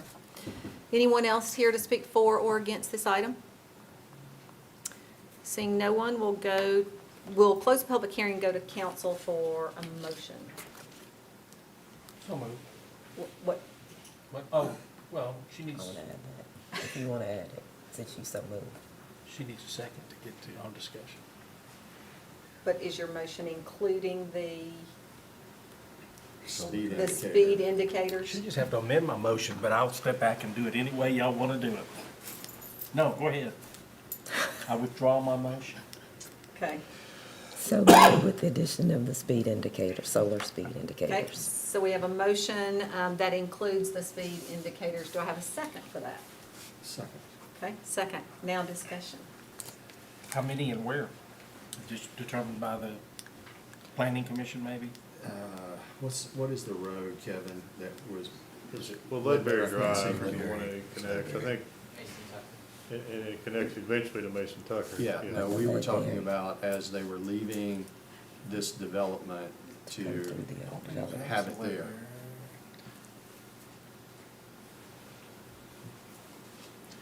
We had Charles King speak in the meeting as well, because there were some questions about, this is the artery kind of into the downtown district. And Charles, I don't know if Charles is in here, but I haven't seen him, but yeah, there's Charles. Charles got up and spoke about how he wanted this to be maintained with a traffic softening type of artery. We had one person that suggested something different, but Charles got up and addressed that for us and felt quite comfortable with Charles, his opinion on it. And I'm like Tim, I think the Ledbury area is where the solar traffic indicator was an idea to place. And, for Mr. Miller and some of his neighbors over there, that will certainly attempt to slow any kind of traffic down that. Plus on the major thoroughfare plan, Imperial Boulevard, Gardens Boulevard, or whatever we're gonna call that, will connect, I'm gonna take a wild guess and say to the north there, through the C2 property, and you'll see a couple stubs there. So as this builds out and as we continue with the major thoroughfare plan and this road to the north is built out, then that lessens the traffic potentially to Ledbetter there. And Ledbury. Barry, thank you. If somebody could look at my computer right now, my thing are this big, and I'm like, maybe when I was 20, I could see that. What, are you all comfortable with staff looking and making that determination as to where I those think you need can to get be? with Charles back there and You good with that? Ryan Yes. and Okay. determine where that needs to be placed. Okay. Kevin, are you comfortable with that? Okay. Some right of ways. Kevin, Ledbury is the one that connects to Road F. It connects over to Mason Tucker. It connects to Mason Tucker. I don't recall exactly what they're just, you know, A, B, C, D, E. They don't have names yet, those are the internal streets. But yes, there is, I believe it is F. I'm not 100% sure, but there is it's a stub street. That's a stub, okay. From the development into Ledbury. Ledbury is currently stubbed into the property from Mason Tucker. Private streets inside the development. They're all private streets internally. Okay, so we have a motion and a second to approve with the solar traffic and more discussion. Yes, I just wanted to ask Amber if she could tell us what the petition says and how many people potentially signed it. I understand these signatures haven't been verified. We'll assume that they're legitimate. It says, "Dear Town of Smyrna Planning Commission, we the undersigned are residents of Smyrna, Tennessee. We all live near the area of the proposed rezoning parcel 31.01, otherwise known as 604 Rock Springs Road. We oppose the rezoning of this property for many reasons, including but not limited to increased housing density, increased to total traffic, and loss of urban tree cover." And it appears there are 23 signatures on this one. I'm just checking to make sure it says the same thing. It does, and there's 8 more on this, so 31 total signatures. Right. So general opposition to the project. It sounds like they're generally opposed to any development. Okay. Other comments or questions? So we have a motion and a second on the floor. Any other discussion? All in favor say aye. Aye. Any opposed? Motion passes. Move on to item E, is also a public hearing in consideration of a resolution relative to a plan of services for property located on tax map 51, parcel 3.00. Kevin? Yes, this is an annexation request. I'm sorry, this is the resolution for the plan of services for the annexation request, which is the next item on your agenda, for the property on Cooks Lane. Again, this is just puts in writing the services that would be provided if you choose to annex the property. Again, it would be all services here except for water, again, which is provided by a consolidated utility district in this area. Questions for Kevin on this? We've had quite a bit of discussion on this one, too. Seeing anything, Tim, anything? No? No, well, I mean, yes, we had quite a bit of discussion, we had quite a bit of neighbor input to this, and there seemed to be a resolution between the neighbors there and the developers here as far as how this would do and where it might be appropriate for some fencing and where it would be appropriate. This is actually, I hate to interrupt, this I'm is sorry. actually the wrong map. I don't know what, this is one from Oh. last month. This is on Cook's Lane. Oh, I'm sorry. This is the plan of services actually for the property on Cook's Lane. I don't know what happened. That's the one from last month. So technical difficulties? I think so. So, any comments? No, I'm good, no. Okay, so this is a public hearing for the plan of services that is on Cook's Lane. So do we have anyone here to speak for or against the plan of services for the property on Cook's Lane? Seeing no one, we'll close the public hearing and go to council for a motion. Is this item F? No, this is item E, the E, plan of okay, services. just the yes. plan of services, okay. Yes, just plan of services. I'm going to move we approve the plan of So services. I've got a motion to approve plan of services. Do we have a second? Second. Motion and a second. Any discussion? All in favor say aye. Any opposed? Motion passes. Now we'll move on to the annexation of this property. It's also a public hearing, and we're on item F. Is a consideration of an ordinance relative to the annexation and PRD zoning of property located on tax map 51, parcel 3.00, requested by CSDG on behalf of the Narren Family Trust, containing 45.79 acres, and the property is located on Cook's Lane. Yeah, this is on Cook's Lane, it's about 700 feet south of the intersection with Rock Springs Road. Land use plan would support medium density, single family in this area. Surrounding zoning is R1 and PRD, which is the Gwen Farms PRD in town, and RM in Rutherford County. As stated earlier, the town would be providing all services except for water, which would be provided by CUD. They have indicated there is adequate domestic flow here, but not fire flow, and staff did receive a will-serve letter from CUD which details the requirements of the developer to correct that fire flow issue. And so proposed PRD is for 145 single-family lots. The houses would range from 1,800 to 3,000 square feet. All homes would have a two-car garage, be finished with a mix of brick, stone, and cement siding, and all of our other requirements would be met regarding open space, et cetera. One access point is shown to Cook's Lane with a stub street to the south and two to the east, and one of the stub streets to the east would connect to Gwen Farms. At the present time, the approved PRD for Gwen Farms shows a stub street into this property, but at a different location. We are working with Gwen Farms here, making some amendments to their PRD approval, which would actually reduce the number of lots pretty significantly, and increase open space significantly due to some environmental factors that were found on the site after they were originally approved.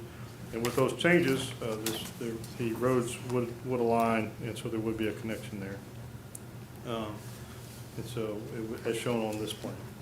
The Planning Commission did recommend approval with 4 conditions. One, for them to submit a traffic study, and any improvements recommended by that study would be required to be constructed by the developer. 2 entrances will be required to this development due to the number of lots. The proposed connection at Gwen Farms will serve as that second connection, but it must be constructed prior to construction of the 100th home. The corner lots do have 2 front setbacks. They had some of their layouts had some corner lots only having 1 front setback. So we asked them to show that consistently through the plans. And that the required minimum fire flow is 1,000 gallons per minute at 20 psi, and the CUD has indicated that this fire flow cannot be met at this time. No subdivision plats can be approved until a timeline for improvements to correct this issue has been established. And with those conditions, staff would recommend approval. Council, we may not have the map on the screen, but the map you have in your packet is the correct map. There it is now. Oh, there you go. Okay. Questions for Kevin?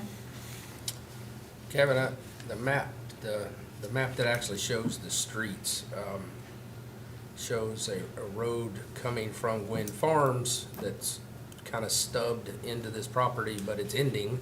And then it shows a road coming from this property going into Gwynn Farms, which goes also into a back of a house. They'll line that up. Yeah, well, they're opposite sides, so the whole development will have to flip or something. Yeah, well, that's, Gwynn Farms, their PRD is in the process of being amended. There's some wetlands in there, in some of that area. That amendment would, with that amendment, the road is gonna actually connect us as where it's shown on this proposed new plan. At the top? Yeah. Yeah, okay. That area where that road is shown now, Okay. they can't develop in that area because of some wetlands issues. So I just want to make sure the road is going to actually connect and that we It weren't will. creating Yes. one way in, one way out for two Yes. subdivisions. yeah, it will connect, it will be required to connect.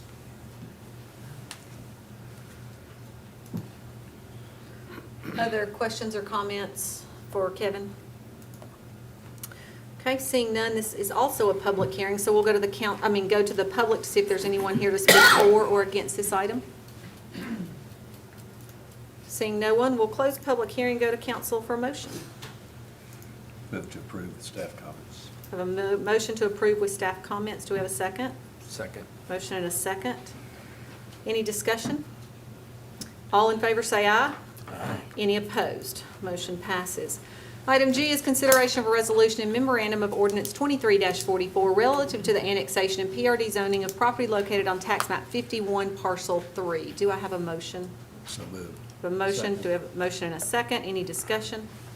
All in favor say aye. Aye. Any opposed? Motion passes. Our last public hearing for the night is a consideration of an ordinance amending the municipal code Title 14 relative to stormwater. Hey, Tom, how are you? Good, how are you?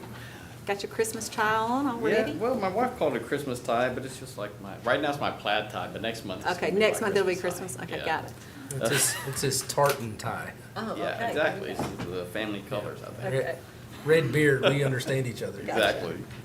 Yeah, this is just our stormwater department worked with the legal department to make some adjustments to our stormwater ordinance, to make some nomenclature changes to impaired water bodies and what they're defined as well as some buffers around water bodies.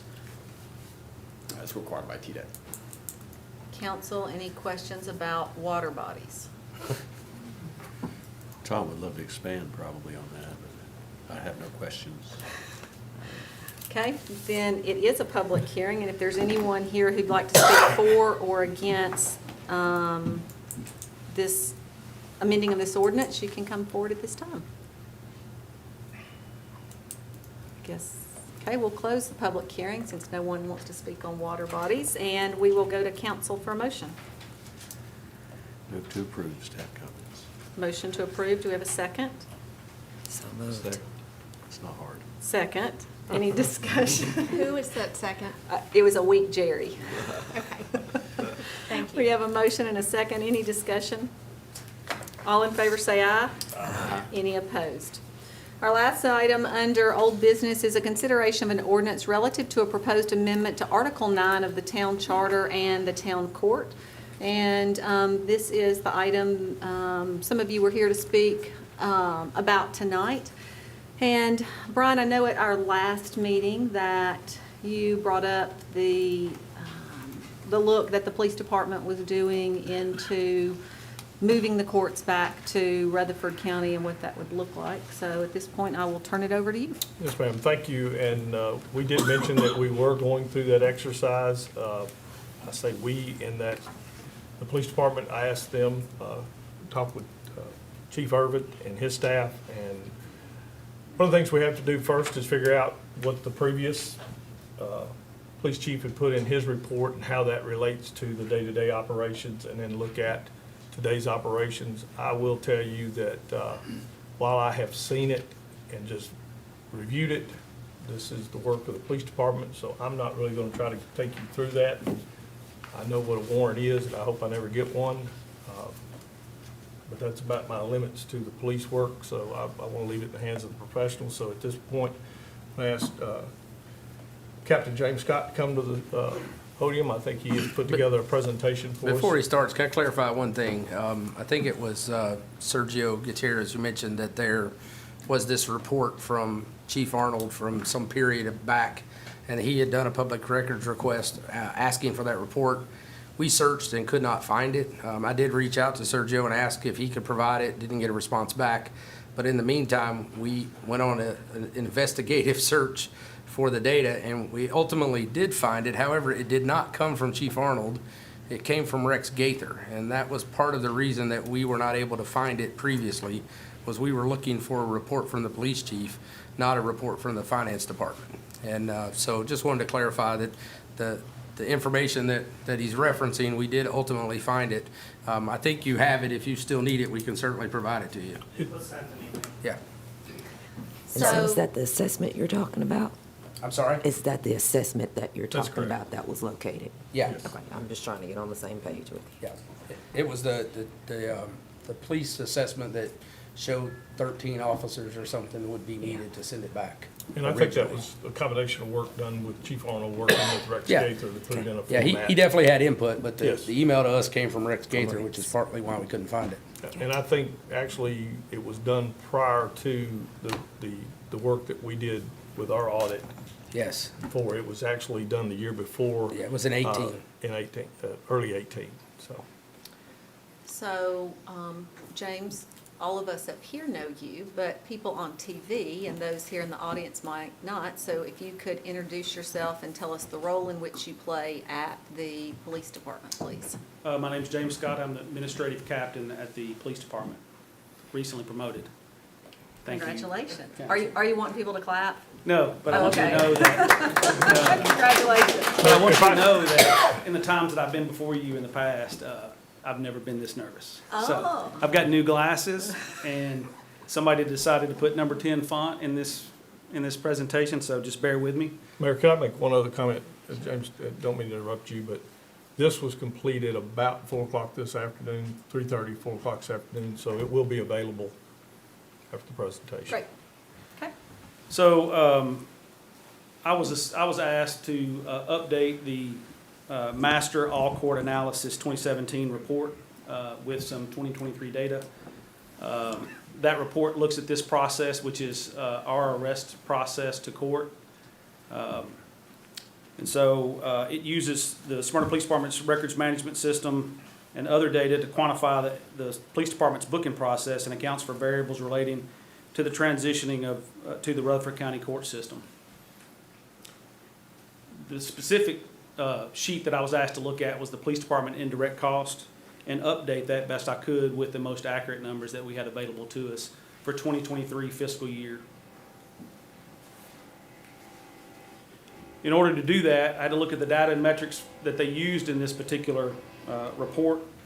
They got the total cost by looking at some different data points. They used the total arrests and calculated for court time, and by doing that, they calculated 3 trips at 3 hour and 3 3-hour appearances. For total arrest for the booking process, they calculated 1 trip at 1 hour. Officer subpoenas for court time, they calculated at 1 trip per hour, or 1 trip an hour long. They also calculated the detective arrests, court time, at 3 trips, 3 hours each. And the detective arrests for booking at 1 trip, 1 hour apiece. There was a section for administrative warrants, which is search warrants for DUIs, search warrants in general, seizure warrants, return of those search warrants, duces tecums, just administrative papers for the court, and they calculated each one of those instances at 1 trip at 1 hour. They also calculated employee work hours that would be involved in this process using those numbers, and they divided it by 2080, which is the annual hours, and it converts it into actual employee numbers. For the dollar amount for hours worth of labor, for officers, they use $32.49, which in the report it indicates, Rex indicates that is the average salary with the benefits combined, as well as $39.48 for labor for detectives. That's average with benefit as well. Added all those together to get the total cost. This is 2017 methodology. That is 2017 methodology. So if you actually look at their data that they used 3,007 total arrests, 3 trips, 3 hours, and they had a dollar amount of $879,277 for court time. That's calculated for 9,021 appearances. I will say this, that in the front of the report, in the introduction, it describes this as broad strokes, or a broad representation of the numbers. They also added the 3,007 total arrests, 1 trip, 1 hour, and they calculated that at $97,697 for booking at RCSO.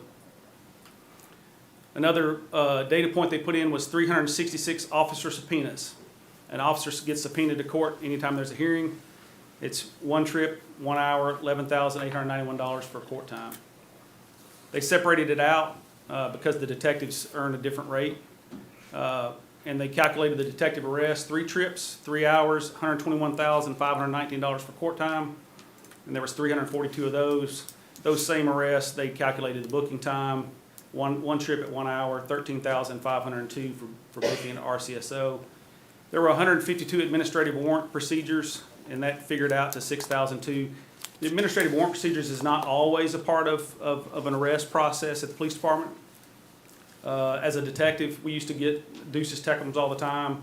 So it was just as part of an investigation, not necessarily as part of the booking process that we're looking at.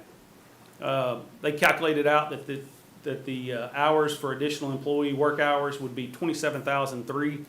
And if you do the math, it says that they need 13, well actually on the report it says 13 new employees would be required. However, if you do the math for the annual hours, that just is an example of the workload for the employees that would it take to do the 27,000 hours.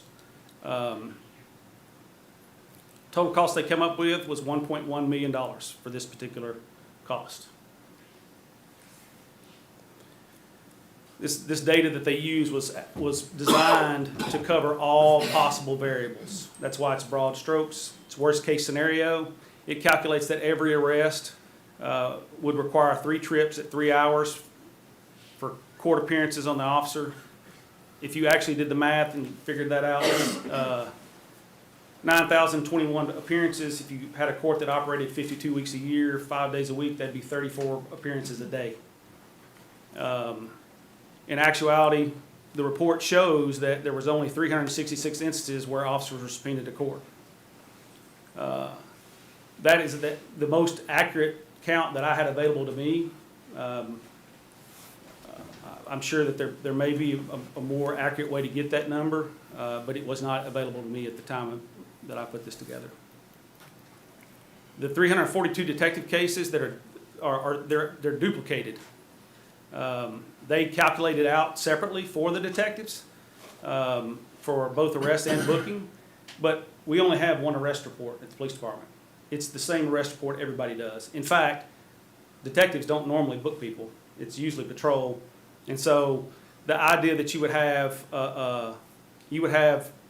on this particular instance 3,007 total arrests, and then there would be 342 that would be separated out of that lot just for detectives, that's just a duplicated number. It's not the case. Another thing of note is that during this time period, there was not a rocket docket for cases.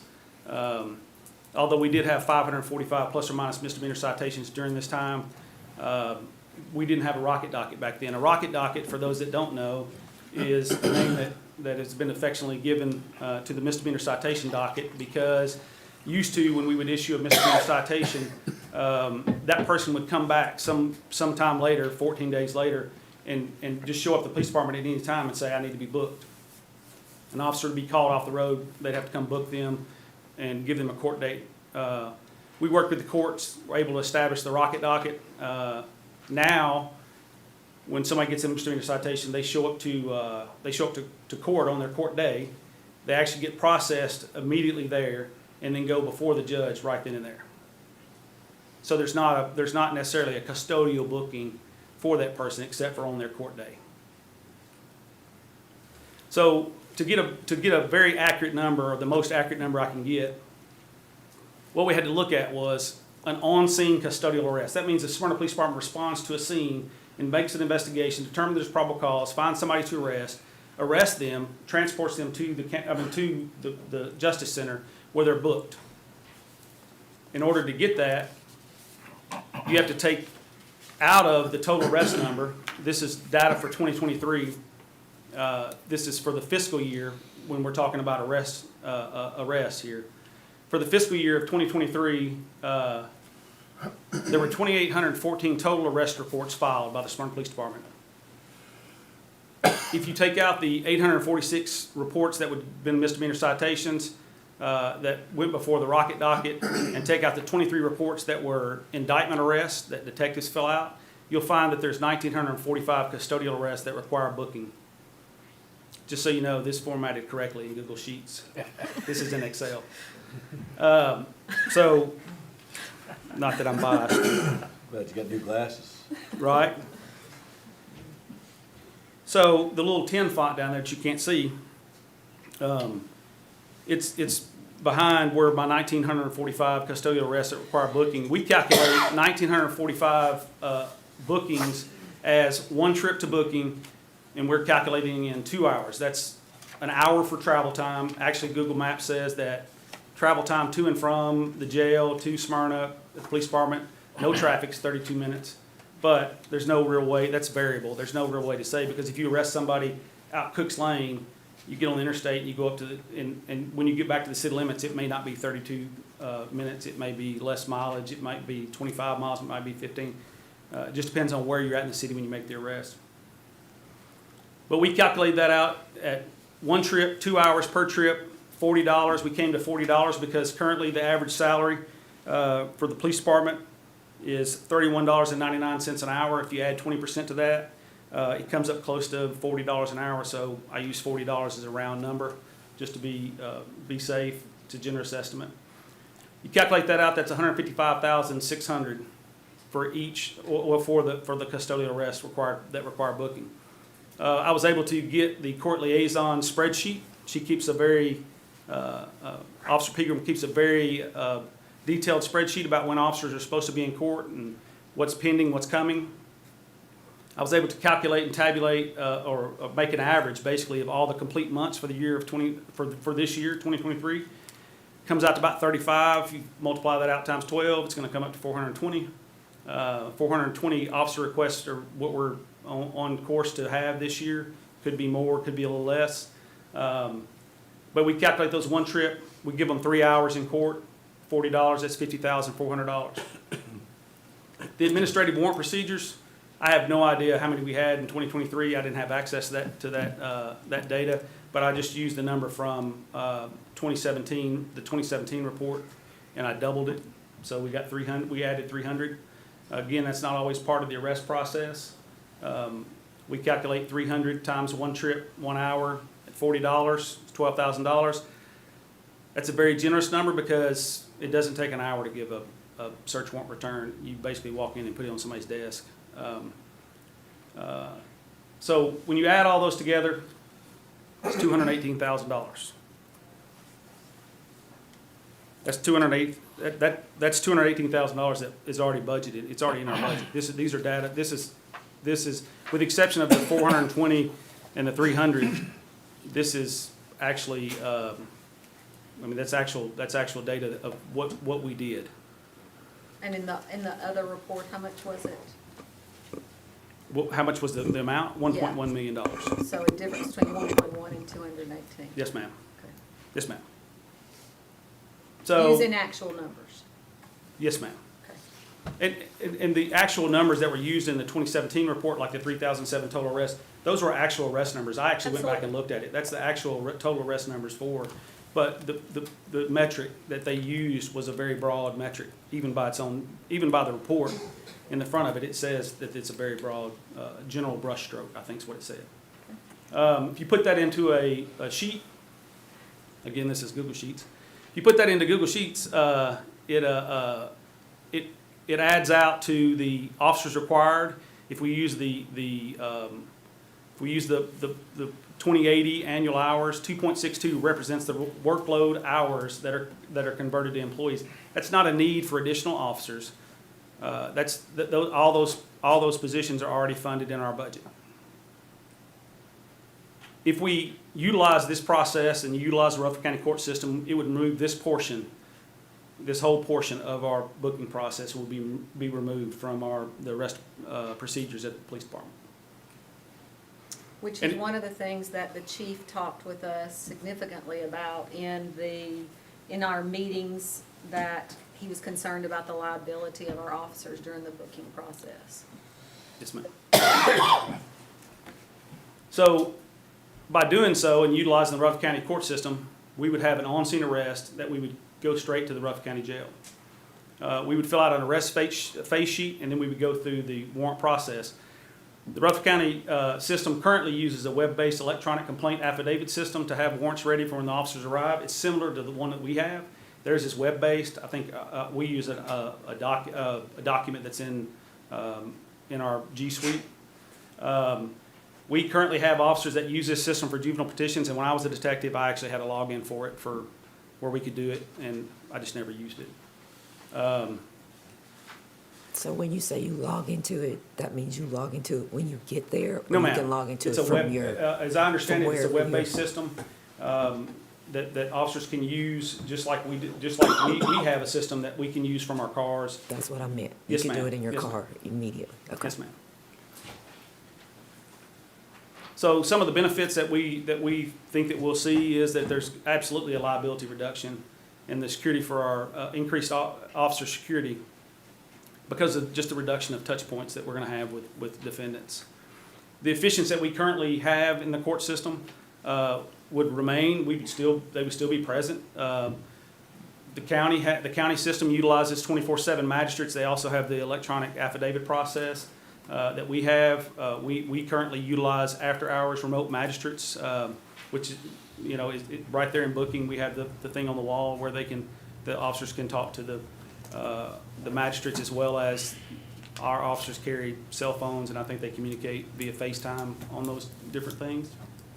The court liaison would still be located in a common area with prosecutors to monitor dockets, provide case files to the ADAs, and communicate with the officers to reduce the requirement for court appearance. I know that earlier they talked about that there's no way that we can have one person in 3 courts. The same model that we use currently in our court is the same model they use at Rutherford County. They have a common area where all the DAs are. Officer Pegram's been there. And they do everything she does currently in that room.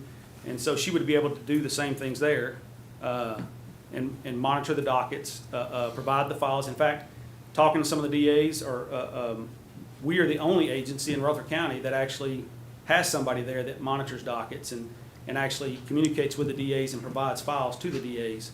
In fact, my friend, when I was talking to him, he said, if I want to file with anybody else, I have to make it myself. Fingerprinting, photo release, that's all going to be done by deputies. We've moved to the Rutherford County system. Transport of prisoners for court security is already established in the county system. Extradition of prisoners is already established in the county system. Any fiscal liabilities associated with the Tennessee Correctional Institute would be removed. Yearly, they come down and they audit us.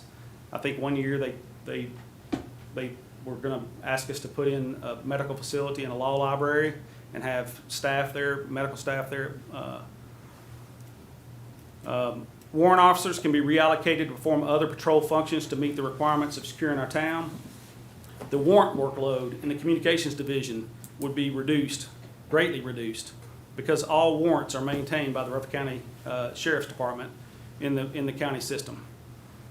One of the notes is, in the fiscal year 2022-2023, relative to our custodial arrests of 1,945, we transported, that means there's a CAD code in dispatch that says transport to RCSO, which we only do when we have prisoners, 1,232 times, which is actually 63% of that 1,945.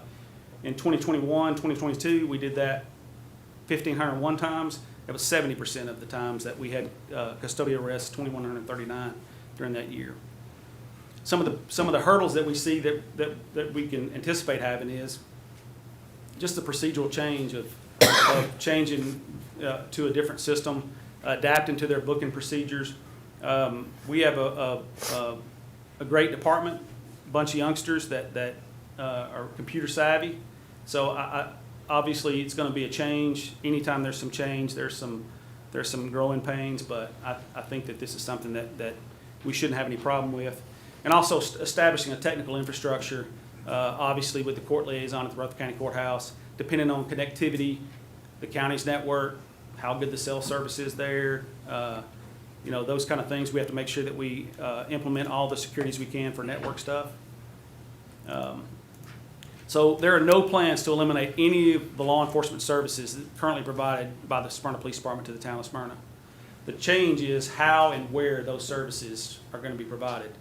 The Smyrna Police Department will begin using the same system that every other agency in Rutherford County currently uses. And we would continue to use our court liaison to communicate with officers, monitor court dockets, and provide case files that are prepared by our records division to minimize the unnecessary court trips for our officers. So a couple of things that were brought up in the public comments tonight was, and I think you addressed this, but I just want to make sure we go back and hit on it, was that there would have to be more court liaisons that would have to be hired based on what Connie has had discussion with the courts and what you all see on how that would work. You all don't see that another court liaison for the town of Smyrna would have to be hired. Is that correct? Not currently. I mean, depending on growth within the city, I mean, if our workload grows, you possibly could see that. You possibly could see, I mean, currently, she is the court liaison. She has help from time to time with James Wilhoit, Officer Wilhoit, that's our evidence officer. He helps her. So, I mean, we don't anticipate having to add any personnel. Someone brought up the waiting for warrants. What are you all hearing in regards to having to spend time waiting for warrants? As I understand it, I spoke with somebody today. The e-submission or the electronic submission or affidavit submission is in place. It was in place when I was a detective for juvenile petitions. I have not physically touched the system, but at least 2 sources says that that's there. I had discussion as well with somebody from Rutherford County who's an actual officer on the street, and they told me the same thing. You log in, you enter your information, and it's there for you at the county when you go. So I had heard the same thing. So, council questions for James on anything that he's presented? James, in your benefits chart at the very bottom, there were 2 line items that talked about 63%, 70% transports that were already happening. Can you elaborate on that exactly? So whenever we transport somebody, a prisoner, whenever we transport somebody who's in custody, we document it in the CAD, the computer-aided dispatch. And so an officer calls out and says, Smyrna, I'm going to be en route to Stonecrest. I'm going to be en route to the Rutherford County Sheriff's Office. They log in a transport code in there that says transport to, and then they in the description it says Rutherford County SO. Sometimes it says 940 New Salem Highway. It just depends on how they log it. But basically what that indicates is that there is an officer with a prisoner in the car, and they're going to Rutherford County. Now, problem is we don't delineate between, well, this is a custodial arrest or this is a transport from court back to the sheriff's department. If we were able to do, because of that, you can also probably count a trip down. So you would have, you could have booking trips too. You might have an officer travel to, a court officer travel to the county, pick up prisoners, bring them back, and then transport them back to, which would be logged. That would be actually 3 trips, 4 if you count to go pick them up. But that would actually be 2 trips that are logged. The other 2 might not be. Or you have somebody who gets transported for court singly, they get to court and they get transported back. There's 3 or 4 of them in the car. You know, not car, obviously in the van or whatever. But we try to be as efficient as possible. But that's just indicative of, if you look at the total amount of custodial arrests, that number is relative to that. Now, I can't say that each one of those are for those custodial arrests, but we're already making those trips back and forth. And as we grow, I've got officers that were complaining the other day that if you get it in certain areas of the town, it's gonna take you 25 minutes to get the other side of town, you know, sometimes longer than that, depending on where you're at. I think what that does say is of the 63 or 70% that are going to Rutherford County, if General Sessions was in the county, they would go one time and we would be done with them, right? We wouldn't have to transport them back and forth to court. That is correct. If you arrest somebody and you go straight to the county, that's one trip. So for instance, I think the number was 1,945 in 2023. That had been 1,945 trips to the county one way. Any of those other trips would have been taken out because they're handled by the county system. And we're already doing that 63 to 70% of the time. Yes, sir. And I don't want people to think we're discounting the liability that the county has in regards to transport of the prisoners and stuff to court, but they're trained to do that. They do that consistently. They're also staffed. They have equipment, they have vehicles designed for that transport. We're not transporting in the back of a police car every time, but a lot of times we are. They have transport vans with chains in the floor, et cetera. They're set up for this. Well, and I think that makes they've done things to minimize their risk and liability because they do this. They're also transporting about 3 miles as opposed to 13 miles also. True.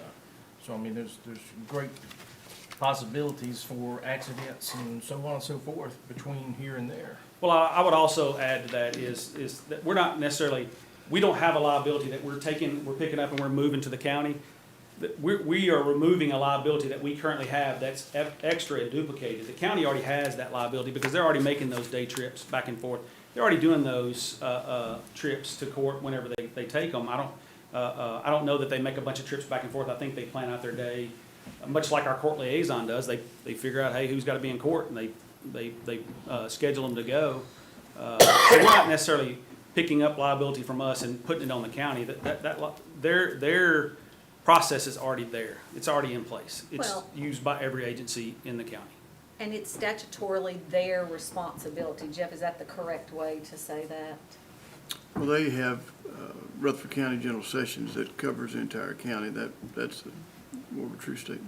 Right. And so that's something they have to do, but we don't have to provide that. So. Yes, ma'am. And in fact, at one time, the county did, when we were back on Front Street, back in the day, the county actually brought our prisoners for us. And then as we grew, it just got to be too much for them. They couldn't schedule.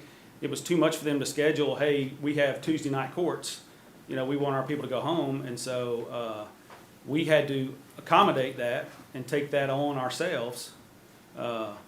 But as a whole, the General Sessions Court is not something that we have to continue. It is something that Rutherford County does have to do. So. Right. Other questions or comments for James? I have a question for you, James, and it's not necessarily within the scope of where you've been with this report, but it's more along the lines of your years of experience as a Smyrna police officer. It's been said over and over that this is such a convenience to the Smyrna citizens. And my impression is that the vast majority of Smyrna citizens are never going to set foot in General Sessions Court. Now, traffic court, yes, they'll end up in traffic court. I paid my fine, I didn't go. But, right. I mean, you know, what we're talking about there is, you know, you get a speeding ticket and you feel like you need to contest it, okay, that's the convenience of a Smyrna court. But if you commit a crime, then you're going to General Sessions. But the vast majority of Smyrna citizens are not actually going to commit a crime which would end them up in General Sessions Court. Is that basically a true statement? That's a broad statement, what that is. I would say that information could be arrived at if you were to take the warrants module. And I'm sure that I could come up with that number for you. Take the warrants module and go in there and look at the defendants and try and figure out that their city is Smyrna. But I have run that number in the past. I'm not prepared with that number right now, and I apologize for that. But it's not a huge number. It wasn't something that I went, whoa, this, so. Well, and granted, there's also the situation where someone may have, someone may be a victim or a witness or whatever, so they may end up having to go. But, I mean, how often does that happen? And over the last few weeks, I've asked people that I know, have you ever been in General Sessions Court? Do you know anybody that's ever been in General Sessions Court? I found one person.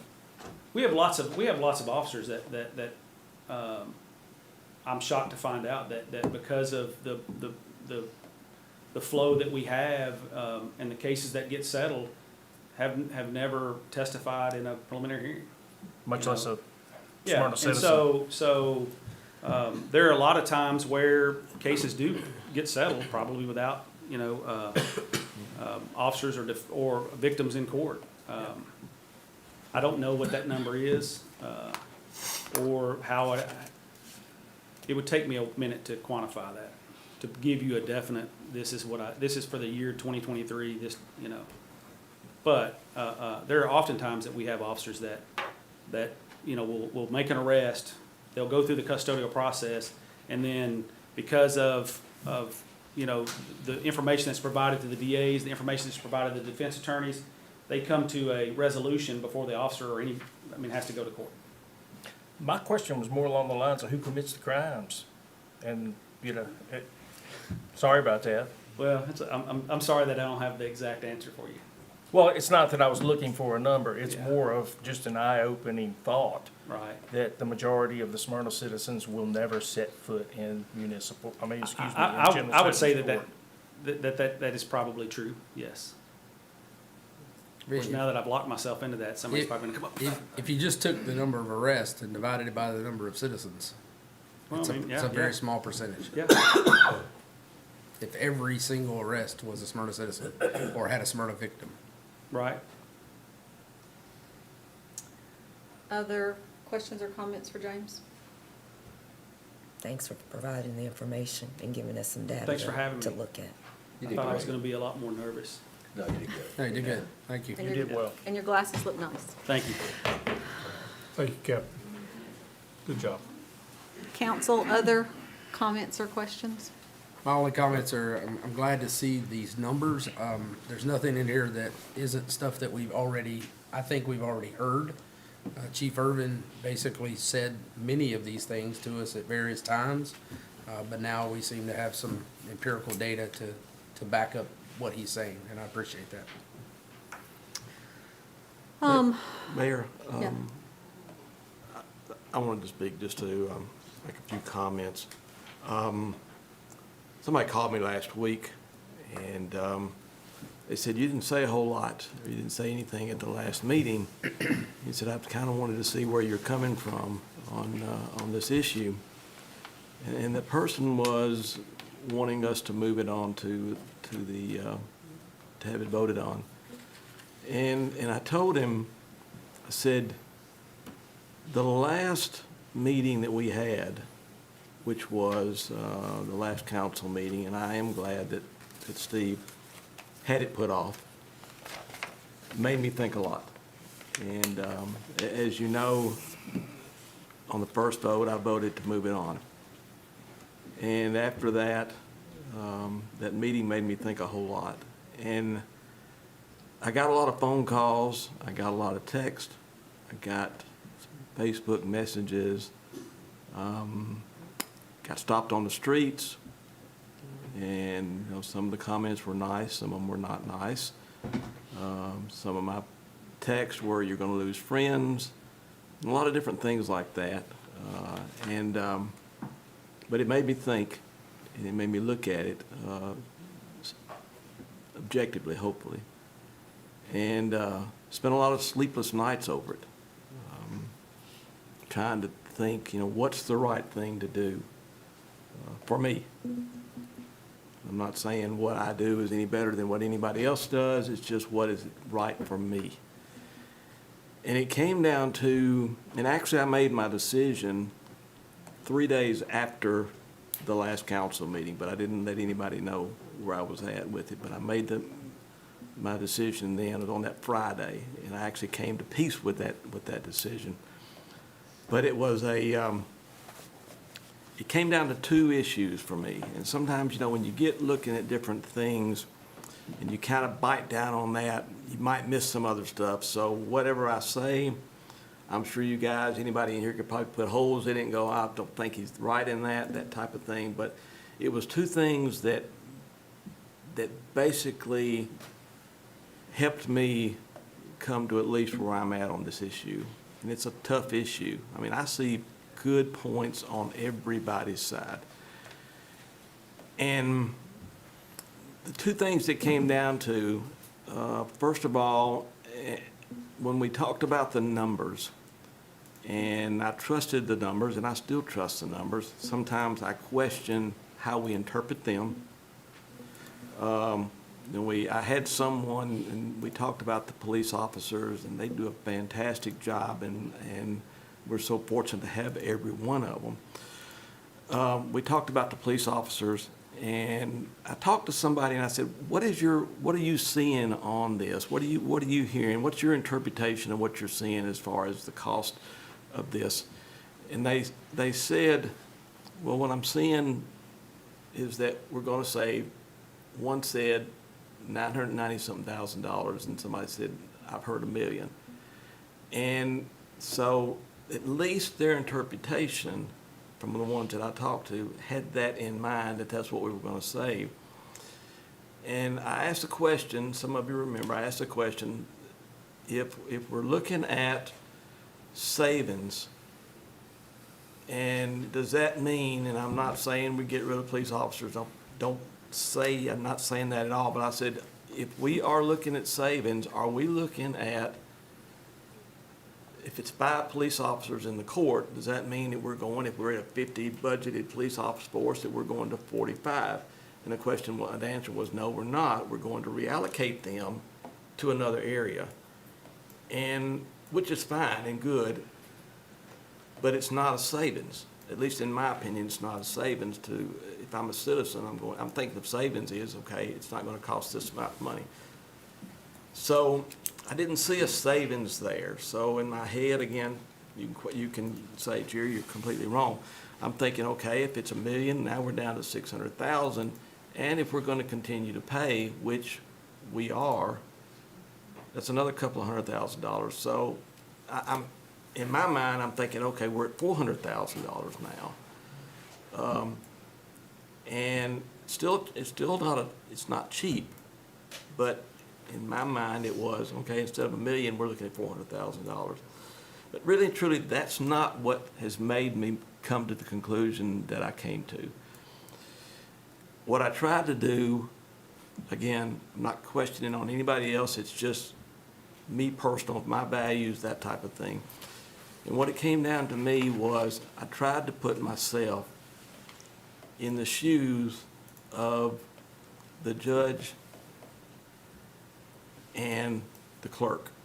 And I got to thinking, you know, last year, we all ran last year, and we worked hard to get elected. And we all made phone calls, we all tried to get money, we made phone calls, calling friends, calling neighbors, calling property owners, asking for permission to put our signs out, all those types of things. And I put myself in their shoes, and I'm thinking, you know what? If I had have known last year that in a year from now, we were going to do something different, I wouldn't have ran.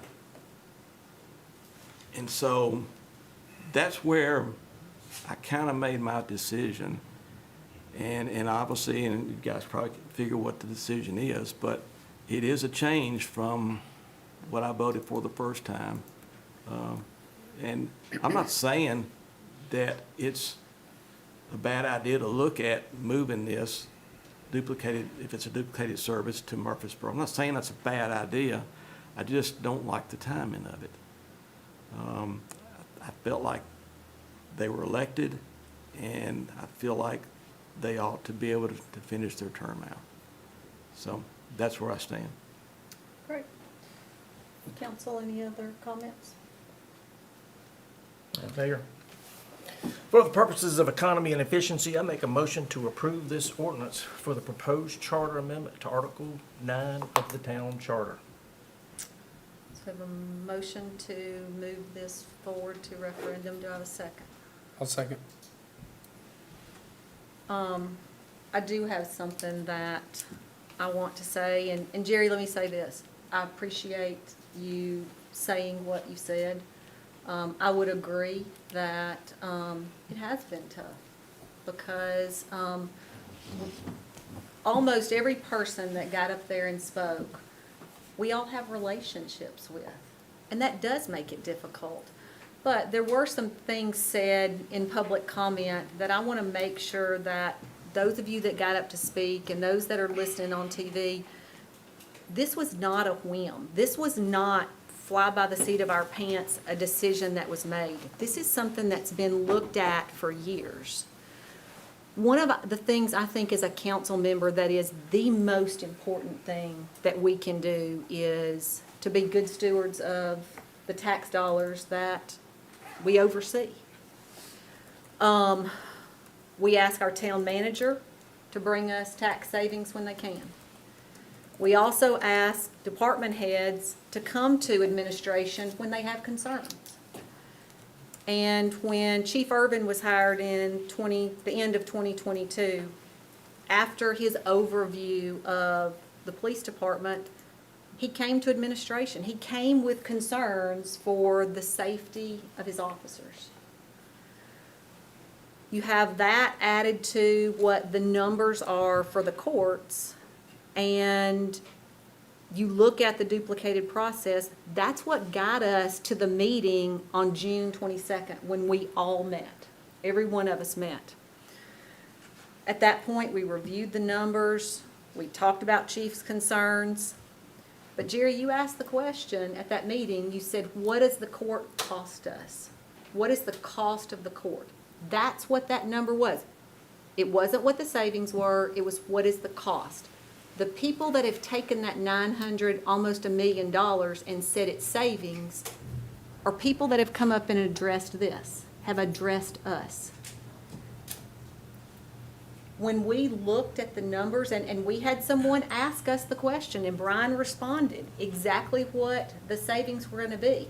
But they've tried to say that the savings would be $900,000, and that's not true. We've never said that. We've always said that's what the cost of the court is. At that second meeting, numbers were revised. There were numbers that were revised because we looked at indirect, we looked at direct costs, but we also, Brian had met with Clerk Brewer. Clerk Brewer asked to meet with Brian, and so did our court administrator, Brandy Dover. There were some numbers that were moved around based on 60-40 split of salaries, at looking at some different things, and that's where the change was at that point. Steve then asked at that second meeting for those numbers to be, for this to be put on the July workshop. At that July workshop, we had the presentation, we talked about numbers. Chief came and had his discussion about his concerns, and it was a 6-1 vote at that point. Steve had some concerns, and I think some others did as well after the public hearing. And at that September council meeting, it was deferred. And that's what brings us to tonight. And I'm talking to council now, not the citizens. Council, as you make your vote tonight, this is that I ask you to think about. This vote is not about us closing down the courts. This vote is about us asking the citizens what we want to see, what they want to see done. I'm gonna be honest with you, I have a real problem looking at a citizen in the face and saying, I've taken your vote away.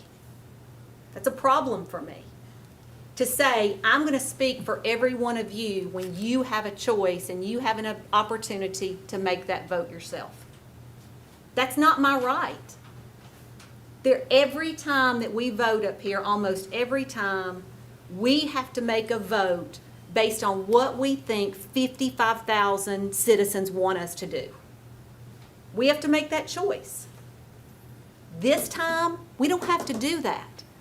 They can go to the ballot box and cast for themselves, what do you want to see done? And guess what? If they say we want to keep the General Sessions Court, that's what we're going to do. We're going to keep it. But if they say to us, this is not an expense that we want our tax dollars going to, then we're going to move on to the next step in the process. Because that's not it either. It still has to go to the legislature.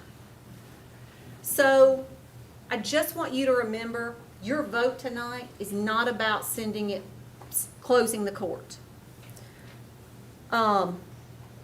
Jerry, I know you said you have concerns about Clerk Brewer and Judge Stevens.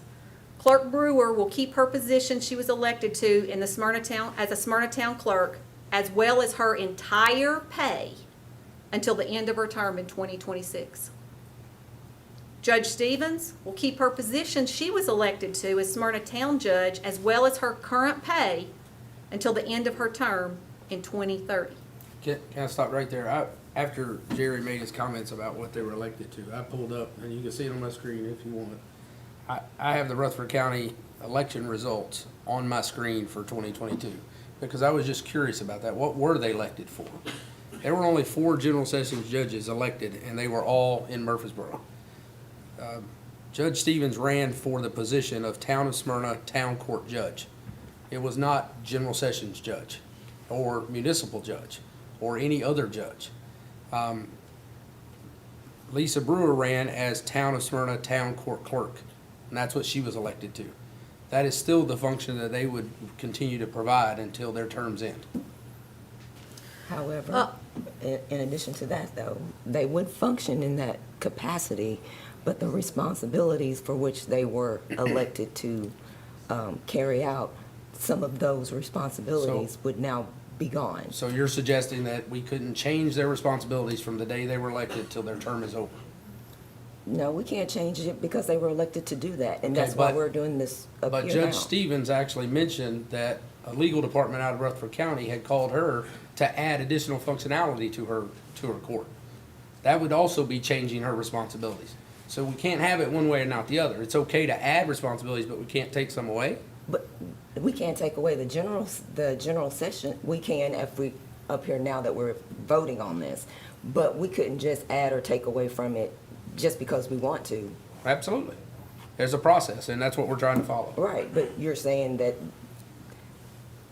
you just said that they will still be in those roles, but some of the responsibility, which we are getting ready to vote on, those responsibilities will be taken away. Right, and what I'm suggesting is the roles they were voted to, those responsibilities may change many times during the course of an 8-year term. Once again, we're letting the citizens make this decision. You can It's add not and us. subtract things from those roles if needed be. If we had to make changes to the court and add additional responsibilities, like an additional court date or additional That's a dockets. date. That's not changing the But responsibilities, though. Those are roles and responsibilities, absolutely. That's adding a date, but they're still responsible for carrying out what General Sessions requires. And we wouldn't be able to do that. We couldn't take that or change that just verbally. Based on what our legal counsel is telling us, if we go through this process, we can send the General Sessions Court process back to Rutherford County. Yes, if we go through this process. Correct, correct, and that's what we're trying to do. Which will remove part of the responsibility for which they were elected to do. We are removing it. We would be removing the General Sessions portion, yes. Yes, and that's what I was trying to confirm with what your statement was, is that we are still taking away some of the responsibility for which they were elected. but doing it through the process, the legal process of taking it to the citizens and letting them decide if this is what we want to do. Okay. So, also, Jerry, you talked about what the court cost and that people don't understand, but the town of Smyrna citizens would save almost $300,000 every year until 2026, when the savings would continue to increase. And then, obviously, in 2030, those savings would increase even more. And those increases would be because we were no longer continuing to pay their salaries. Correct, absolutely. But their salaries would be paid until the end of their term, Right. 2026 and Right. 2030. So the Smyrna citizens would also have 4 more police officers on the street helping to better serve and protect the citizens. And that's not This- savings, that's a shift in value. That's exactly right. And that is not included in the savings. There's a big difference in what the savings is and what the cost is. And I understand that, I get that, but we're also going to be losing employees in both of those departments once that change takes place, correct? Not necessarily, 'Cause because you I had a indicated they were conversation with the clerk's office when all this came up, and Right. Mr. Sullivan asked for us to go on the record. We have 500 jobs within the town of Smyrna. We'll do everything we can to make sure any employees, there will still be a function in the court. There'll be an appointed judge by this council and a clerk that would be hired as a town employee, and there would still be clerks working in that department. But it would not, there's no way that it would be the amount of clerks that we have today. But we would work to make sure that jobs that came open were held for those folks if they chose to go into a different Okay. job. Yes, the last thing I want to happen is any employee to lose their job with this. Okay. So, the Smyrna Police Department will no longer have to transport inmates from jail in Murfreesboro to Smyrna and back to General Sessions Court, or extradite criminals. That would all be done through Rutherford County. Smyrna taxpayers will no longer have to pay both city and county taxes to support the General Sessions Court. I said before, most items we vote on, we have to think about and we have to vote on ourselves based on what we think is best for the citizens and what we think they want. That's not the case. That's not the case with this vote. The vote we make tonight allows the citizens to have their voices heard. It allows the vote to go to referendum. I do not understand why people don't want to hear what the citizens want. Why do you not want to hear what the citizens want in a General Sessions Court? It's a duplicated process, and it would go back to Rutherford County. Tonight's vote is not about Smyrna Town Council sending the General Sessions Court back to Rutherford County. It's about allowing the citizens to have the right to vote in deciding this matter. If you vote against this referendum, you're taking away our citizens' rights to have their voices heard. I don't necessarily And so- agree with that. I'm sorry you don't. That's what That's what you said, but No, you're saying this is that like my that's- choice. This is my choice in what I say. And I say that I feel that if you don't go to if we don't allow it to go to referendum, you're taking the voice away from the citizens. That's my choice to say. You can say you disagree, but that is the way I feel. Okay. I would be curious to know when a citizen comes to you and says, why did you not let my voice be heard? What would you say to them? It's not that I'm not letting their voice be heard. What would you say to them? No, What would you, no, you're what not would going you to tell me say? how to answer the I'm question. I'm not trying to tell you, I'm asking you to answer the I'm question. trying to, and you're Okay. telling me that I'm not. You weren't. I asked you, what would you say to them if they said to you, why are you taking my voice away? I am not taking away anyone's voice. The citizens have already voted last year to elect a town clerk and also a town judge. And so now we're basically telling them that no, what you did in 2022 is no longer sufficient because we think you need to do something different. So now you need to go back and vote again on whether or not you want to allow the general session. If you're going to talk Let me in the finish. audience, then we're going to ask you to go to the lobby. I told you the people that wanted to speak had their 3 minutes, but we're going to have discussion And we would like for you to allow us that time to have discussion.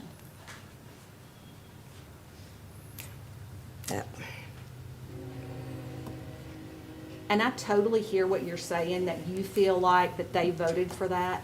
To me, this is a question of asking them, do you want to keep general sessions? It's not about keeping the judge. It's not about keeping the town clerk. They're both getting to keep both of their positions, and With they're no both. responsibility. It's basically like us, like someone voting for us to say, hey, I know you're a town council person, but now you don't get to vote on any issues coming up here. You get to go to all the ribbon cuttings, you get to go to all the grand openings, but you no longer can vote on anything that you're doing. And we're gonna keep paying you. Basically, that's what we're saying. We're saying you're the discounting- responsibilities that you were elected to do, we're gonna take that away from you. We're gonna take most of that away from you. And all you'll be able to do is be a figurehead, basically. But Because if that's what's happening. But if that's what the citizens want, if that's what the citizens want to see happen, then that's what should happen. But why should we say to them, you don't get to make that choice? I You feel don't like the get to make timing that of this, choice. I've already said that multiple times, the timing of this and the risk for what we are doing should have happened at a different time. And that is my major concern with what is happening here. Well, And I understand that. I don't feel like we had the information that we have now previously. We didn't get the information we got until mid-year '22, elections were already underway. So I understand what you're saying, but we didn't know what we know now. The information that James just shared with us, we didn't know. Exactly, we didn't know until right now. And No, we had already moved on this. The bigger thing we didn't know was the differences in the cost of Right. general sessions and municipal. I mean, that's what has floored me over this, and that's been the biggest inspiration to me you. to send this to the What were you citizens. saying? Me? Yes, what were you saying? We had heard what James said, we just didn't see the numbers. The chief has been saying the same thing since December of '22.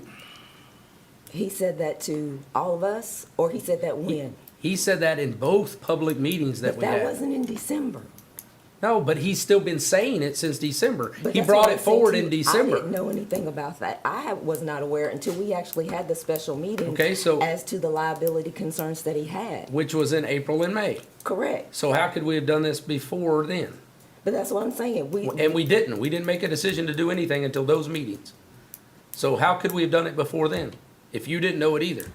But what was previously said is that 60 days within him being here, he had those concerns. He They did. were He never raised those brought to Brian. us.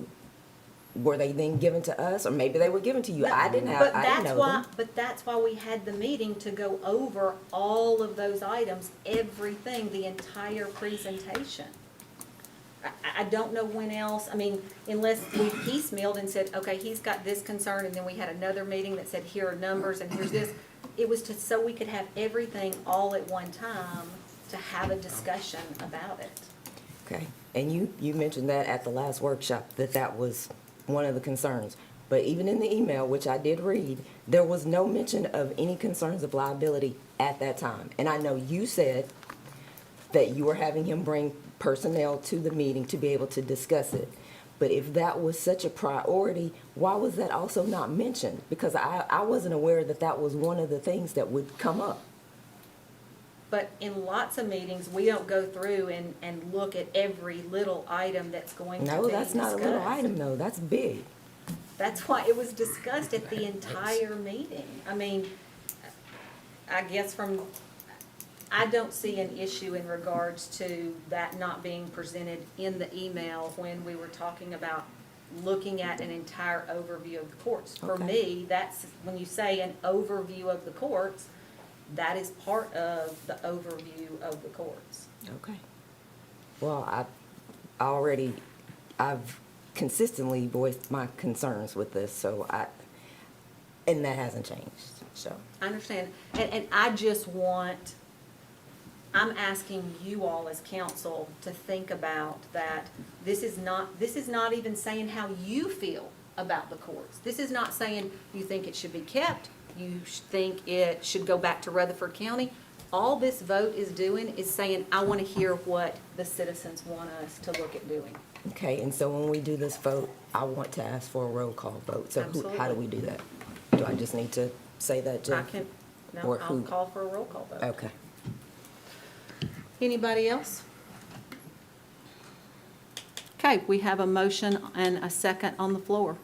Ms. Amber, if you will do a roll call vote. This is my first roll call vote. Oh, good. Ever. Okay. Okay. So this is a vote to send this to send, whether to send this to referendum or not. And do you want to repeat the motion? No, I've got that. You've got it? Okay. Yes. Raquel Peoples, No. Councilman Cole, Yes. Councilman Morrell, Yes. Councilman Short, No. Councilman Sullivan, Yes. Vice Mayor Atkins, Yes. Mayor Reed. Yes. As I told you in the beginning, this is not the end of this.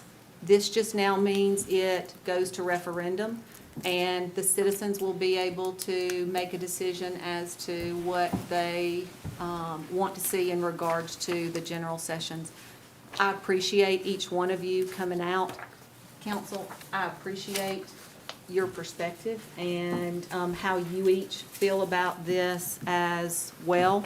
And so we will move forward. Mayor, if I can, I just want to add one thing. Sure. All the people who spoke tonight in the opening comments, I tried to listen and make notes of all of them. I totally respect all of you. You may not always agree with decisions that I or we make up here as a council. I know that we have public officials in the audience tonight. We have many of you in the audience that have served in a public capacity, and it is not easy. It's never going to be popular. We have state legislature back there, Robert Stevens, with Brittany, his sister, his family. I respect those people. I've known them a long time here. I don't like to see animosity or vitriol comments made from anybody. I tried to call for some civility last time we met. Tony's here, served with Tony, proud to do it, and he's still a friend of mine, I hope, and I think we always will be. But here's the thing. For those of you who have served in public office already, it's not an easy job. And many of us up here don't always know how we're going to vote until we've heard everything through. Steve, you had a lot of information tonight. I was the one that seconded the deferral in the first meeting because just like Steve, I wanted to hear more. We did that. We listened, and we tried to listen to every comment that was made and dissect all that and study it. So I had questions as well. But I'm going to go back to what the mayor said. The word was used tonight, I won't say who because it's not about that, but the word was used about shameful. And until you've served publicly in any capacity at all, you won't know how hard that word cuts. You won't know because you give all you can to the decisions you make. And to be called shameful as a council disturbs me greatly because civility is what I called for. I don't like that word. Somebody else used the word disappointing council. Okay, I respect your decisions to feel that way. But, you know, Jerry mentioned this, and one of the things all of us have done, I'm assuming, is not slept very well. I can speak to that. I got about 2 hours of sleep last night. My voice is hoarse. I don't feel good tonight. That's why I haven't said a whole lot. But when I go to bed, I pray. That's what I do. And I find peace in prayer. So whatever the answer is that I gave tonight, that's where I found my answer. And it's all about the people of the community. That's what it is for me. Let them decide this because we know we have issues with monetary differences, whatever they are. I respect, Lisa, thank you for your email today. I do. I respect all of you for doing those things. But you'll find peace in prayer. Isn't that right, Pastor? All right? So that's how I came to my decision tonight. If you don't respect that, that's okay. But that's where I'm at. And that's why I feel good about what I did tonight. That's all I have. Other comments or questions before we move on? Okay, we'll move to new business, and we have a couple of items under the Planning Commission report. Our first one is consideration of an ordinance relative to the annexation in PRD and R3 zoning of property located on tax map 54, parcel 57.00, requested by CSDG on behalf of the property owner containing 3.59 acres. The property is located at 8673 Briley Road. Kevin? Yes, Mayor and Council. This request is for an annexation of the property as well as the PRD and R3 zoning on Briley Road. It's about 300 feet from the intersection with Rocky Fork Almaville Road.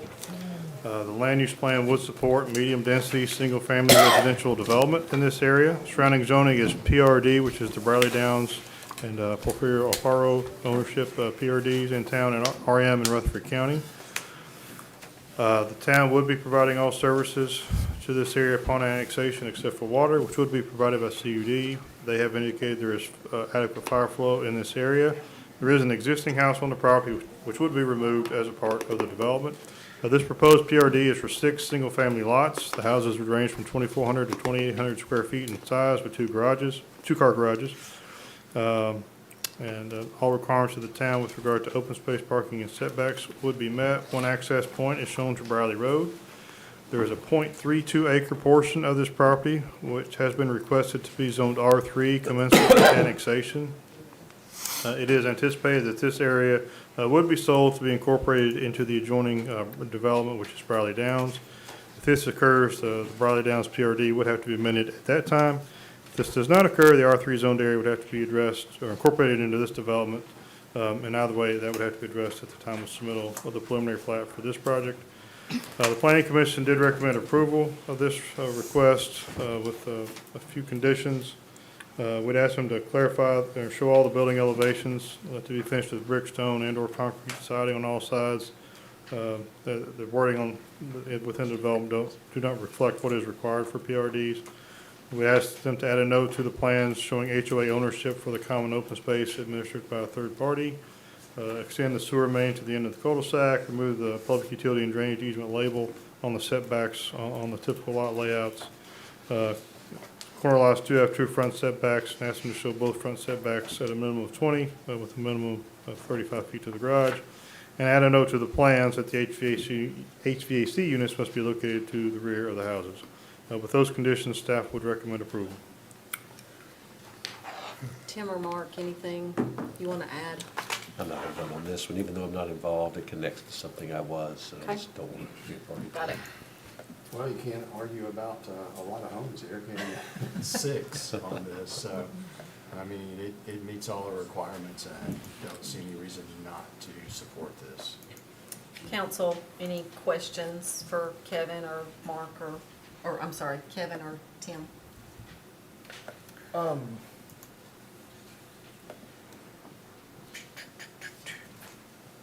going to ask you a question that I asked you on for different reasons this time tonight. Kevin, if this was normal zoning, what would it come in as?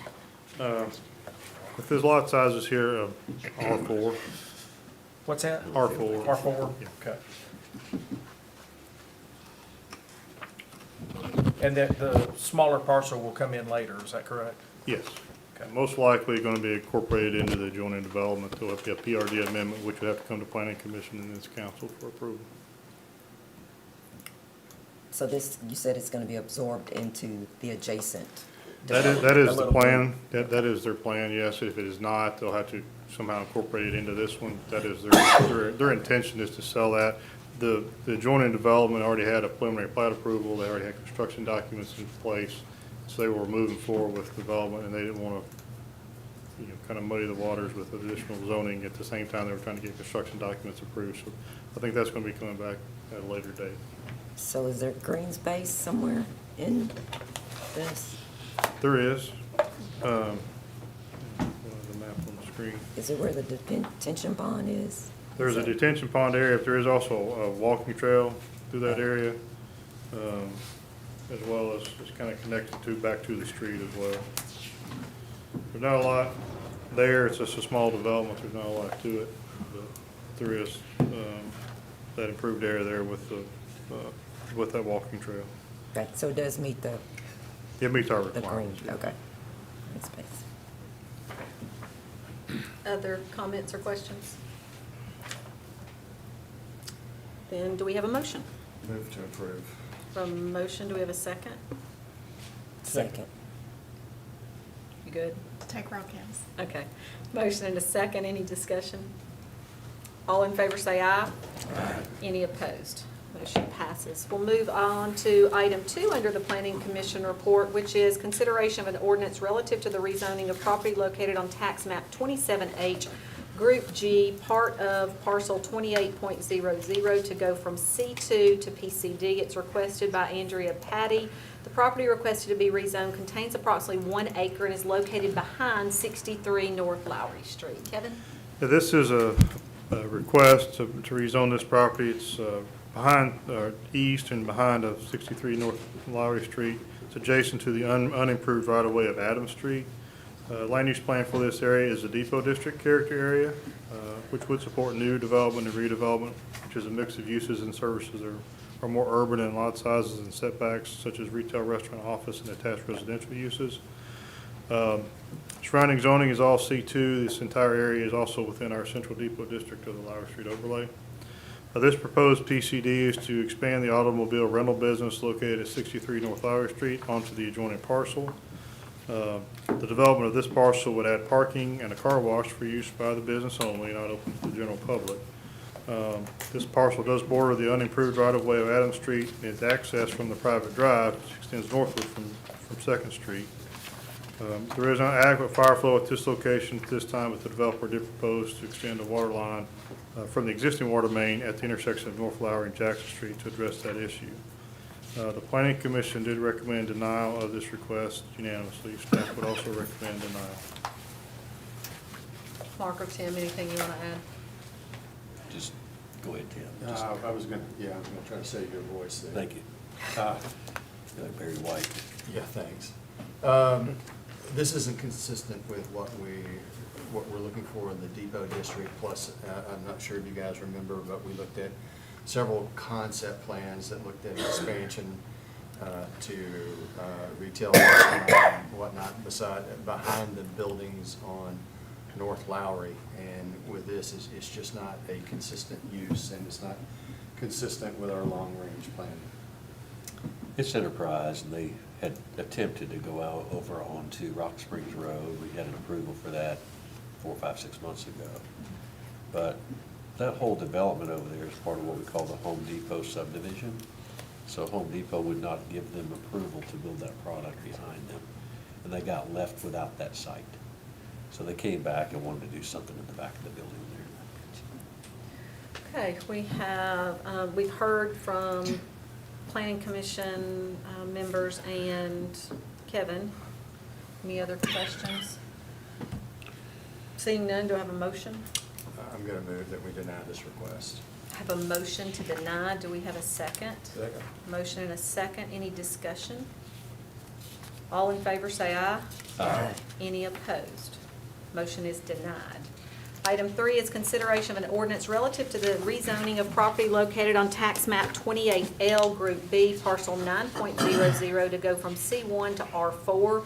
It's requested by Carl Garrett. The property requested to be rezoned contains approximately 24/100ths of an acre and is located at 105 Richardson Street.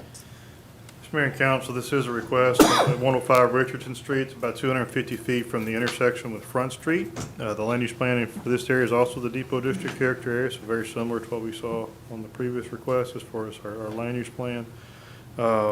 Surrounding zoning is a mix of R4, R6, and C1.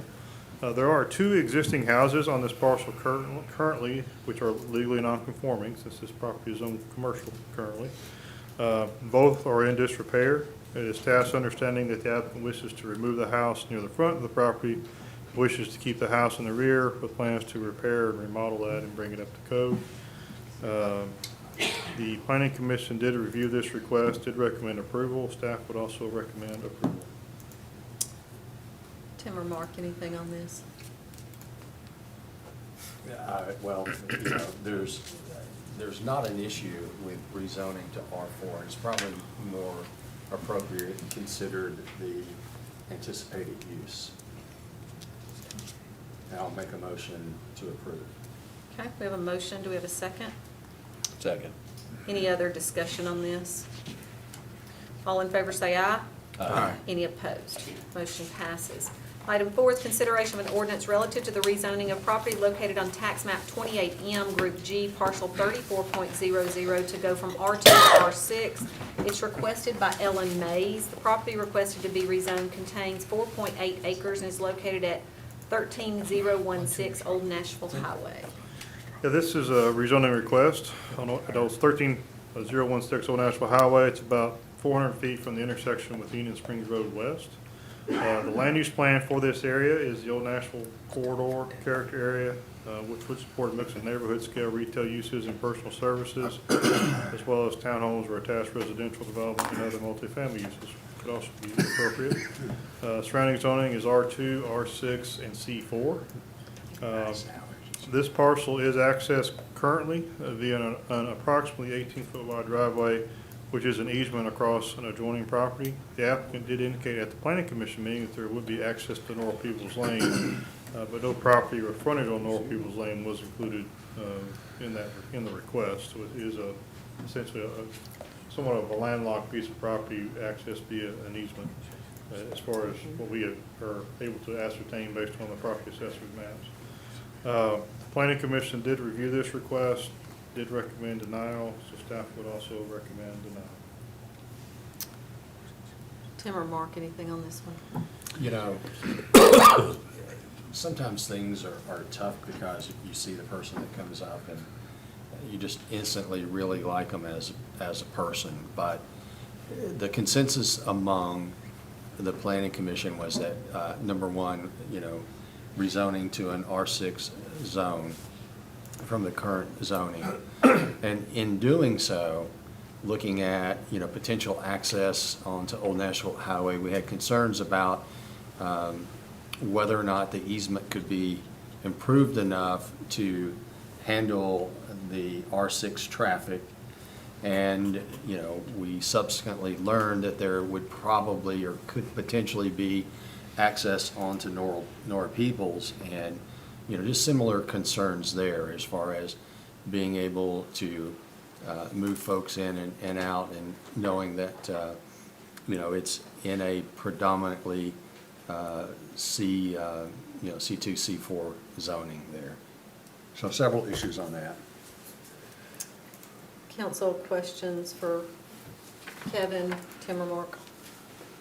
You can also see that narrow roadway next to the karate studio coming out across from Cedar Forest. And that's not a great place to try to get in and out of anyway. They would have to improve that road, according to Kevin, widen that. And the owner, I think, actually has property that's not in the requested area that backs up to North Peoples Drive right there. I think she said she was the owner of it, if I'm not mistaken. Yeah, so she can grant herself an easement for ingress and egress. But the zoning, I think, was it for me. It's the R6 zoning request, so. On a smaller acreage tract for me. So any other comments or questions? Sorry, I lost. No, you're good. Okay. Do I have a motion? Motion to deny the request. I have a motion to deny and a second. Any discussion? All in favor say aye. Aye. Any opposed? Motion's denied. We'll move on to item 5, which is consideration of an ordinance relative to the rezoning of tax map 28M Group B, parcel 15.00 to go from R2 to R4. It's requested by Gail Snoddy. The property requested to be rezoned contains approximately 5/10 of an acre and is located at 406 College Street. Kevin? Yeah, this is at 406 College Street. It's at the corner of College Street and Union Springs Road West. Land use plan is also, this is actually on the edge of our depot district character area in our land use plan, so it'd be very similar to the Richardson Street request. As far as our land use plan, surrounding zoning is a mix of R1 and R2. There is an existing church and a single-family dwelling existing on this property, as well as 2 detached accessory structures. The existing buildings are legally non-conforming as to the location from your property lines. There's they're over the setback lines in several locations. Both these buildings predate East Smyrna having any zoning or anything like that. So they're legally grandfathered locations. The reason for the request, the church does wish to divide the property, sell the house, but there's not enough land area to create two 12,000 square foot lots, as is required in the R2 district. So the R4 district just have a smaller minimum lot size, which would allow for a subdivision of the property. The Planning Commission did review this request, did recommend approval. Staff would also recommend approval. Questions for Kevin, Tim, or Mark? So, not opposed to this, but you said it will allow for a subdivision for a smaller lot size, the 10,000 square foot. So would the house be, how close to the boundary line would it be, and would they have to do something else in order to meet the requirement? Yeah, the setbacks, like I said, they're grandfathered with the existing lot lines. Okay. If this is approved and subdivision is created there, the buildings that exist would have to meet setbacks from the new line. From the new So, line? yeah, so they would have to meet that 10, which would be a 10-foot side setback, and an R4 would be 12 foot in an R2, but 10-foot side setback. And my understanding from the applicant, it would be roughly a kind of a 2/3 and 1/3 kind of division. The house on the southern end would have the smaller lot. The church, and there's a fairly decent sized concrete block accessory building that the church uses as well. They would keep wanting to keep as part of the church property. So. Okay. Other questions or comments? Do I have a motion? Move to approve. A motion, do we have a second? Second. Motion and a second. Any discussion? All in favor say aye. Aye. Any opposed? Motion passes. Item 6 is consideration of an ordinance relative to the rezoning of property located on tax map 28, parcels 113.03 and 113.04, 113.05 and 113.06 to go from C4 to C2. It's requested by, Jail fee. is that? He thinks okay? he's got it right. Okay. I think I'm good. Okay, the property requested to be rezoned the property requested to be rezoned, total 6.63 acres and are located on Rock Springs Road. Yes, Mayor and Council, these are 4 tracts of land, all adjacent to one another on the south side of Rock Springs Road, across from the intersection with Cedar Grove Road. Land use plan for this area is the Sam Ridley character area, so we support a combination of retail uses and services. They're kind of both local and regional in scale. Surrounding zoning is R1, R3, PRD, which is the Rock Springs Senior Apartments, which was approved a few months ago, and C2. The Planning Commission did review this request, did recommend approval. Staff would also recommend approval. Anything you want to add? Well, I mean, from the map, you can see it is a commercial area. From a zoning perspective, it is, close to the neighborhood there, so I think C4.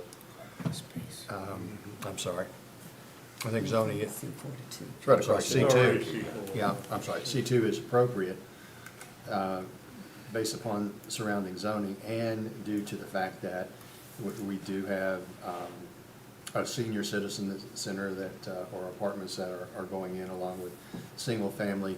We have a lot of natural buffer there with the creek bed that runs through there. Yeah, a lot of floodplain there too. A lot of Can't be floodplain. disturbed.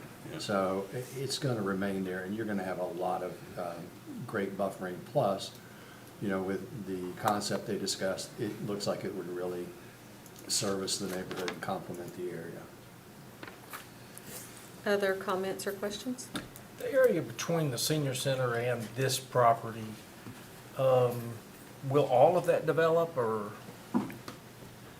Most of that is floodplain. In fact, Yeah, that's what the vast majority of it is. The area that's kind of highlighted in the R3 zoning area, which is, that map has the kind of the concept plan for the apartments in the single family area that was a part of that. So you might have some lots on there in that area that's zoned R3. The area that's R1 is largely floodplain, has already been excavated to fill on the north side of the creek on the commercial side, because they were owned by the same owner.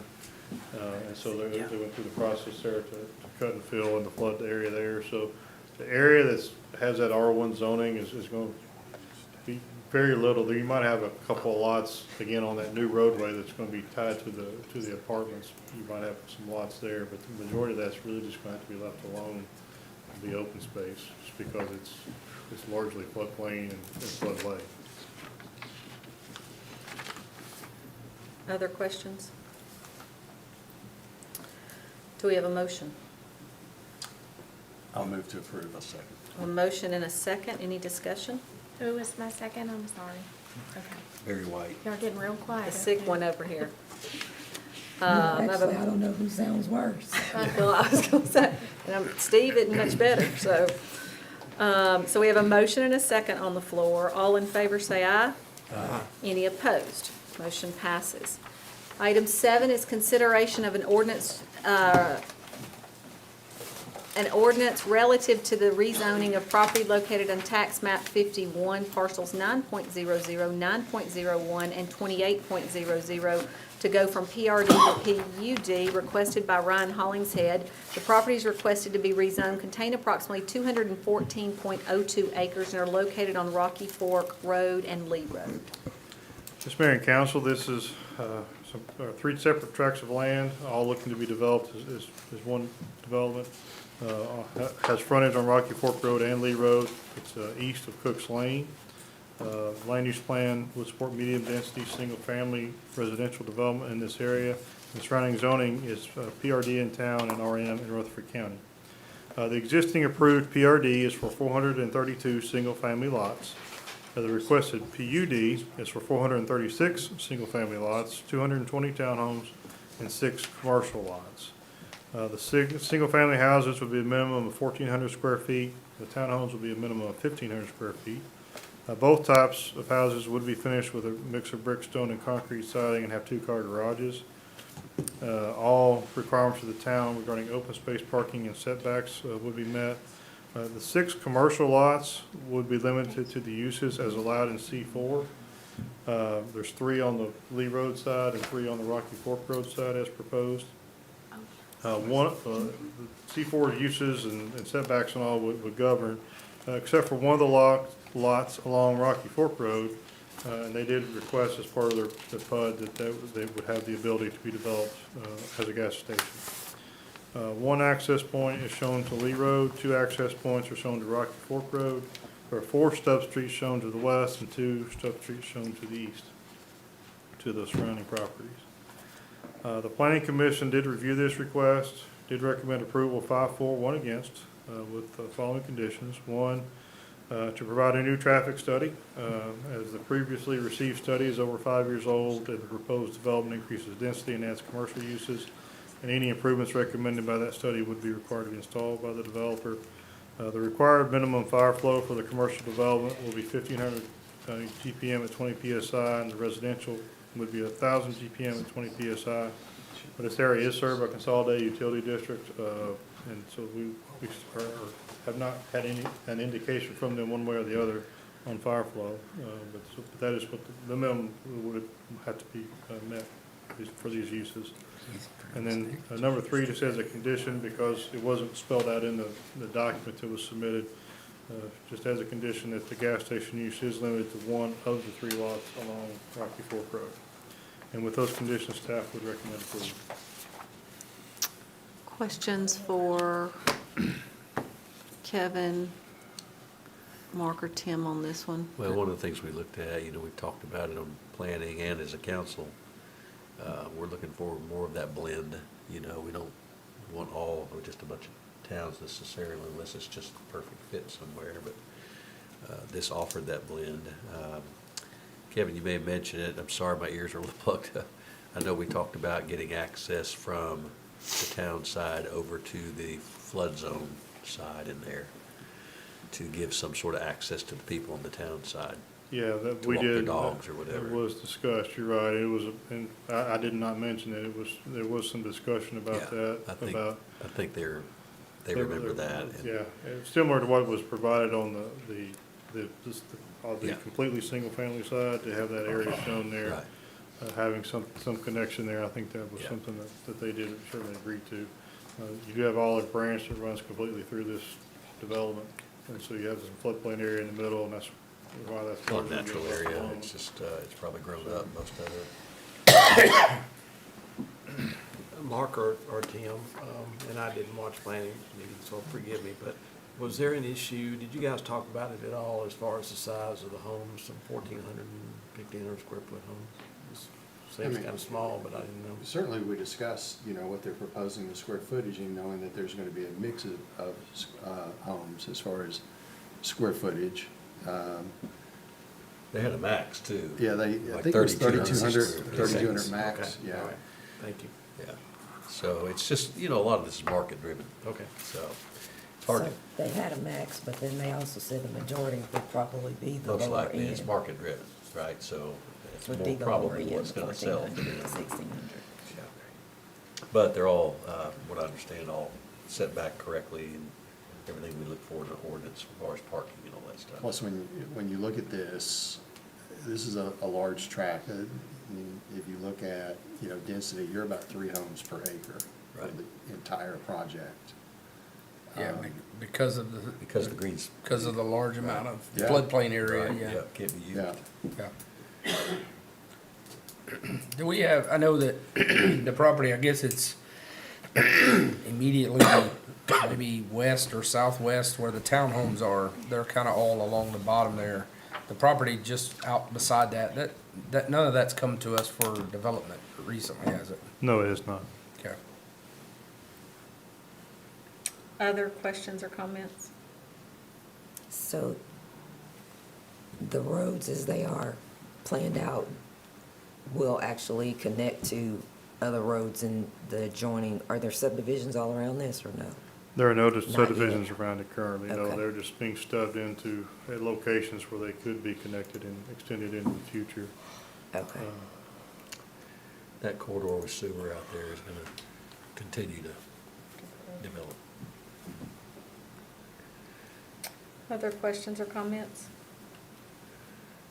Do we have a motion? I'll move to approve. Motion, do we have a second? Second. Motion and a second, any discussion? Second. All in favor, say aye. Aye. Any opposed? Motion passes. Item 8 is consideration of an ordinance relative to the amendment of the approved PUD for property located on tax map 50, parcel 7.07. It's requested by Rob Mulchin. The property requested to be amended contains approximately 4.48 acres and is located on Seven Oaks Boulevard. Yeah, this is a PUD amendment request. It's at, on Seven Oaks Boulevard, about 1,500 feet from the intersection with Almaville Road. Land use plan for this area is the 24 Gateway Character Area, which would support a mix of uses and services. They're both local and regional in scale, such as hospitality, retail, restaurant, multifamily type uses. Surrounding zoning is PRD, which is the villages of Seven Oaks PRD, which is across the street, and then C2 on the same side as Seven Oaks Boulevard. The existing approved PUD would allow for 26,000 square feet of office warehouse space in 2 single-story buildings, with a third building, which would be 2 stories, up to 89,752 square feet, but it would be climate-controlled self-storage. The requested PUD amendment would remove the office warehouse buildings completely. Instead of that, we would have 2 single-story climate-controlled storage buildings totaling up to 100,000 square feet. The buildings will be largely brick and glass on the fronts and sides with metal on the rear, which is consistent with the previous PUD approval. 1 full access point is shown to Seven Oaks Boulevard with an additional right turn exit only access. There would also be a connection to the adjoining office warehouse development to the west, which would provide a secondary entrance if needed for emergency access purposes. The Planning Commission did review this request, did recommend approval. Staff would also recommend approval. So this backs up to 24? Yes.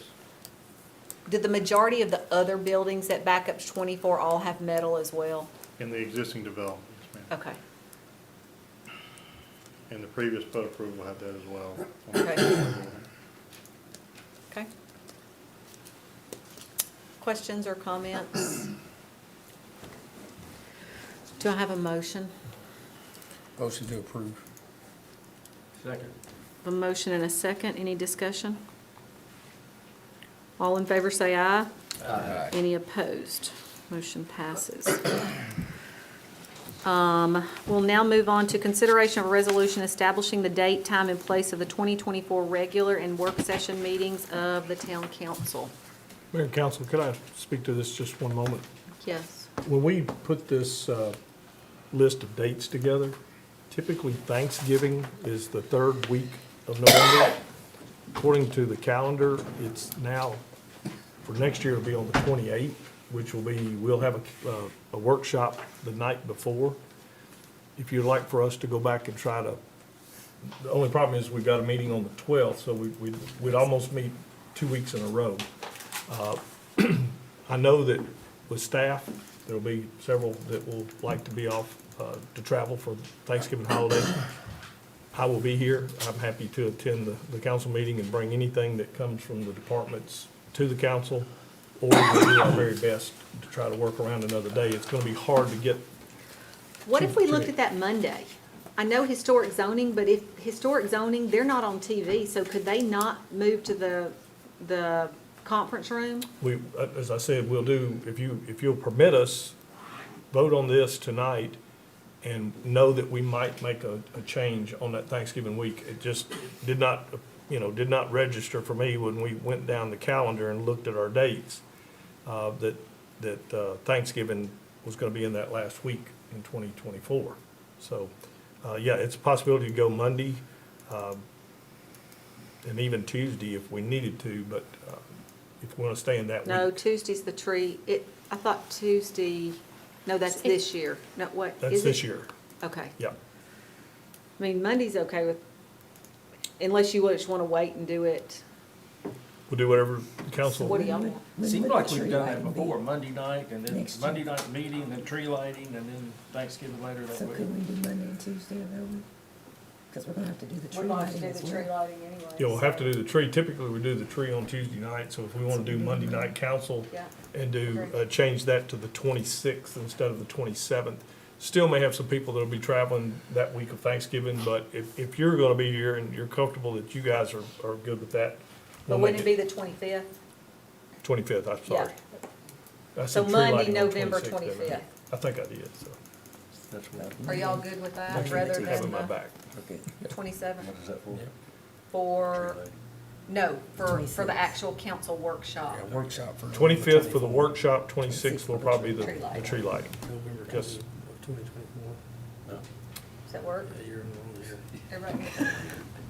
I know all of you have your calendars and know exactly where you'll be on the 25th of next year in November, I so. didn't catch the next year part, and I was just looking, that's a Saturday in this year. It's next year. Yeah. We're voting on next year's Right, meetings. I got you. I can't hear good tonight. Huh? What? Okay, so everything on this stays the same, except November will be November 25th, 2024 at 5 PM. Motion to approve with the change. A motion, do we have a second? Second. Motion and a second, any discussion? All in favor say aye. Aye. Any opposed? Dates are set. Anything under other? No, ma'am. No? Status report. Let's ask her a lot of questions. Well, she's Okay, had Sierra, did Rex know it was gonna be a long meeting and he like bailed on you? I feel bamboozled a little bit.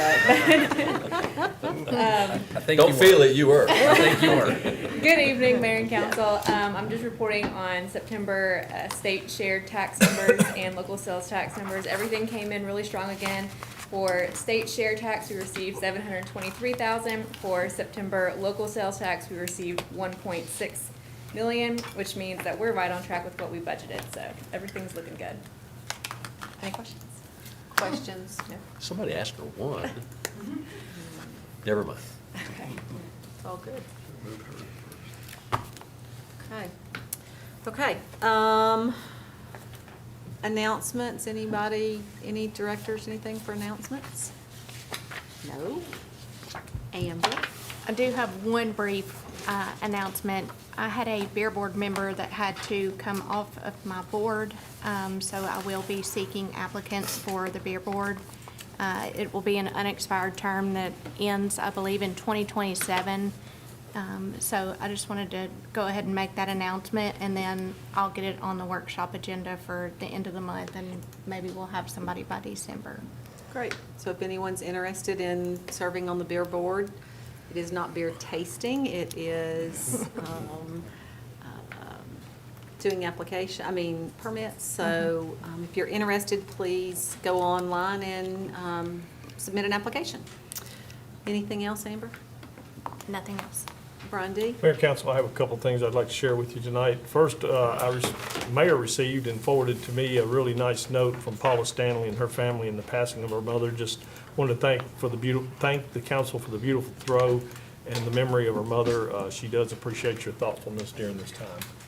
Also, I learned today, John Lear, one of our assistant chiefs at the police department, you may or may not know that he has been away serving or actually in class at the FBI Academy. I think he'll be home the end of the month, Chief, is that right? End of this month, 1st of December? Yeah, December 11th, he'll graduate and be back. But I wanted to share with you that I learned today that his father passed away this past week, and just wanted to make sure our prayers and thoughts go out to the Lear family as they deal with that. Up on the screen, you'll see Smyrna Elementary School. I got an invitation or an email from the school. They were having a career day, and they asked for the Smyrna folks to send some folks, and reached out to all the departments. Smyrna Fire, Police, and Utility Departments all enjoyed career day at Smyrna Elementary School, and they appreciated the opportunity to connect with the students. I will tell you, that school does a great job of interacting with us.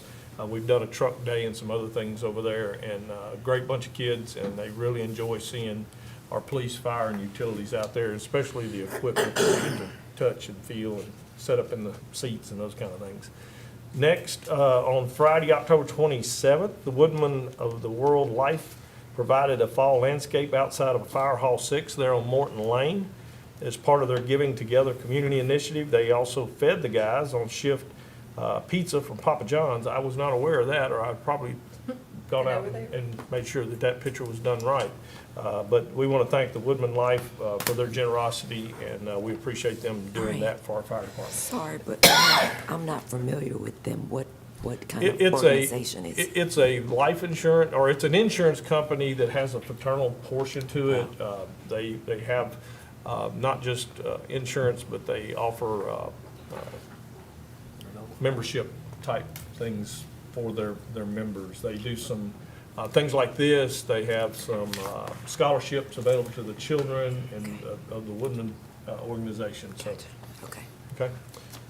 The Smyrna Fire Department, want to remind everybody of our food drive. This happens every year, and Chief was not able to be here tonight to play this up, so I'm going to do my very best to give this its credit. But it's the 22nd annual Smyrna Fire Department Food Drive, November 11th, which is this weekend, from 9 a.m. to 4 p.m. at Walmart, located at 570 Enon Springs East.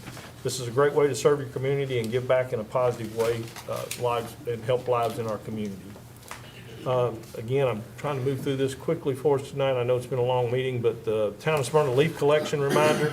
We are in the process of leaves. I think I heard Councilman Steve Sullivan talk about blowing leaves today. I hope that he put them in biodegradable bags at the end of the road. Blew them in the neighbor's yard. That's what we will be picking up if you place them at the end of the street. They will be picked up during our regular brush truck route. Keep in mind, if they're not in biodegradable bags, if they're in plastic bags, we will not pick them up. We cannot pick them up in plastic bags. So please, if you're going to move your leaves to the end of the street, put them in biodegradable bags, and we'll be happy to pick those up. Next, it is No Trash November, not to be confused with No Shave November. This is No Trash November. TDOT announces its third annual No Trash November, a month-long statewide initiative encouraging Tennesseans to keep their communities clean.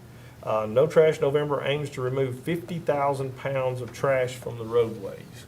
And I know there's several folks that are putting together groups to go out and do this trash removal.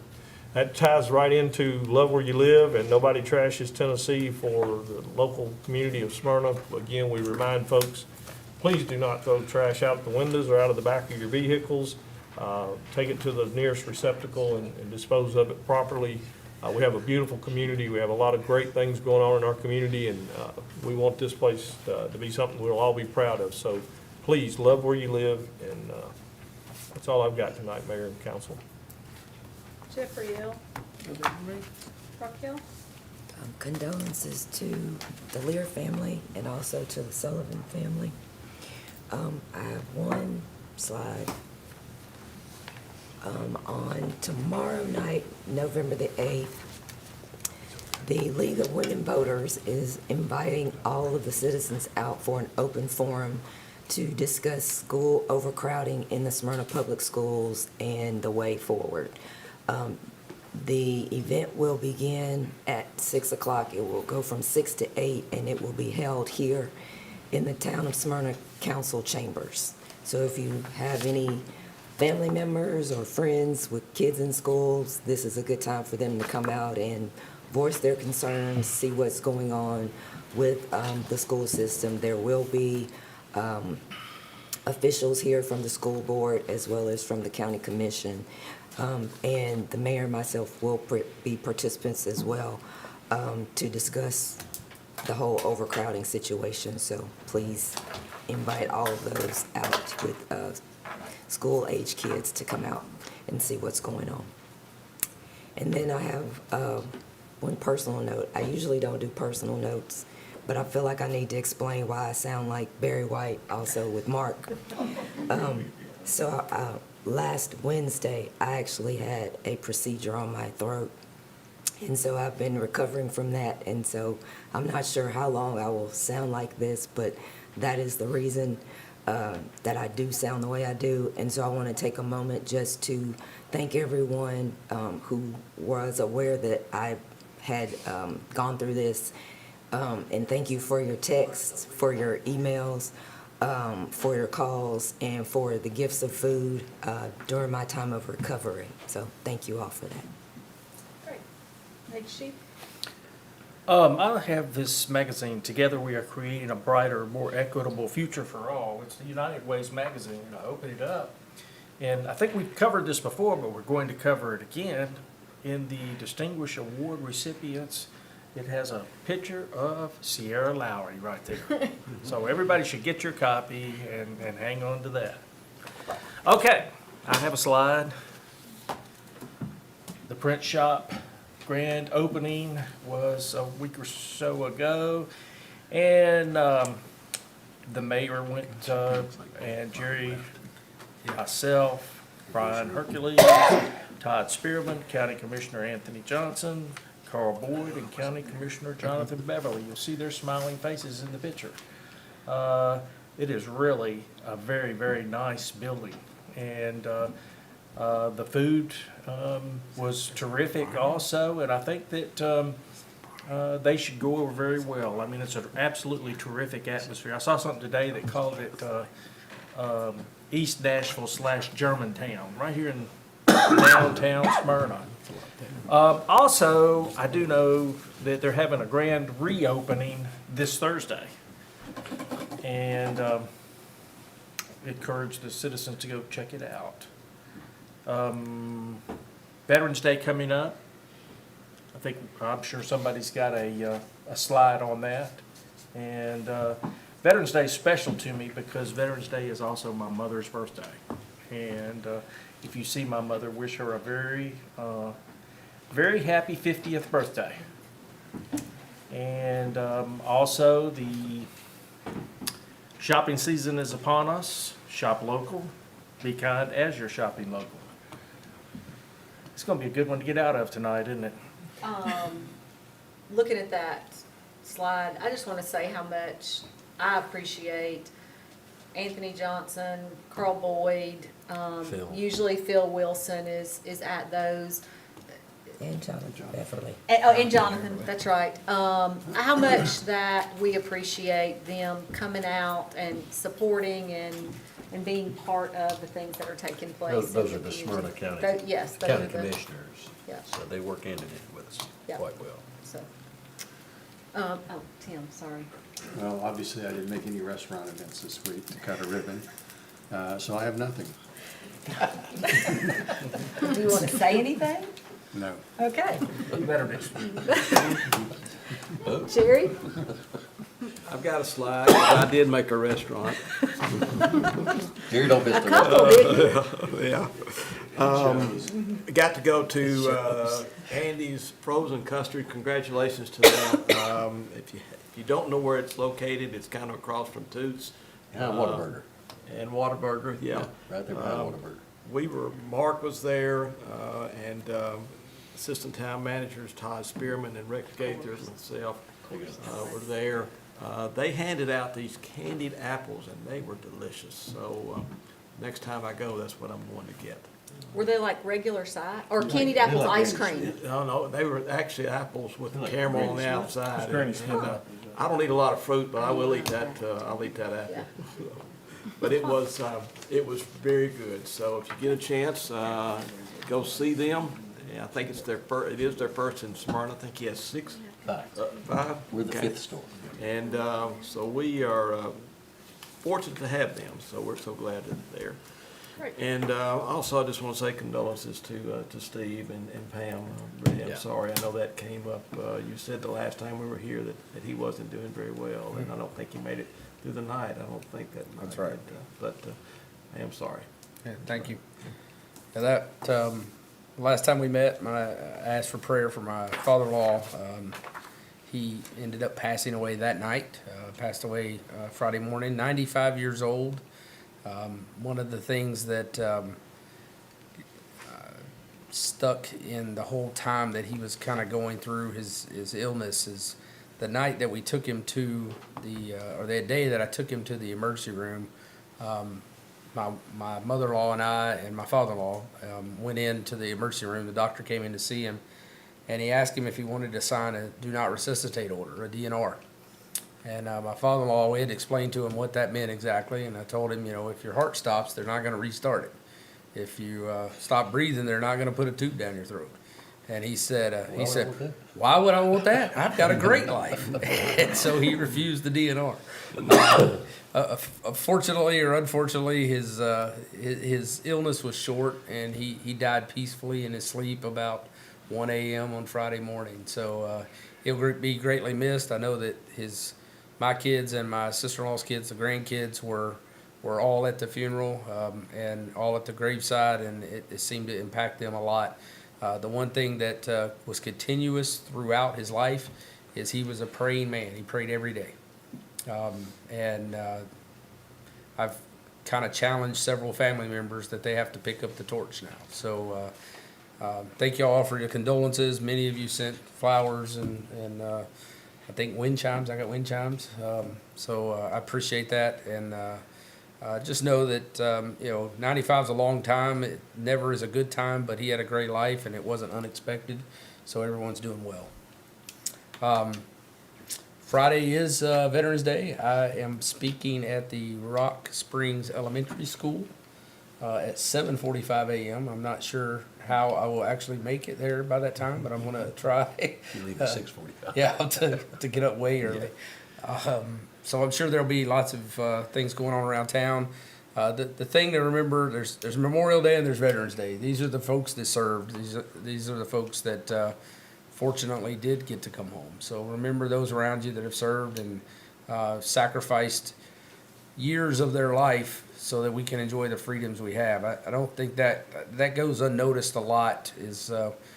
I left the Monday after high school graduation. And so when all of my friends were going through college, frat parties and whatever else they were doing, hopefully learning and education, I was in Desert Storm for the next little bit. I pretty much put my life on hold for 4 years to serve. And that's the sacrifice, even if you don't deploy, even if you don't serve in a wartime situation. it is a complete pause, at least, of your life for some number of years. So thank a veteran if you have one around you. I think I also have a slide. The Historical Research Center, the HRC, is offering a new program which began October 1st. If you can trace your family back to Rutherford County in the 1850s, then you can become a first family of Rutherford County. So for more information, contact the Historical Research Center. The contact information is not on the screen.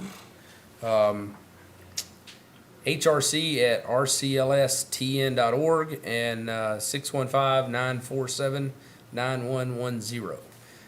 So that sounds like an interesting and fun event. If you can, or activity, if you can trace your family back to 1850 here in Rutherford County, then you're considered one of Rutherford County's first families.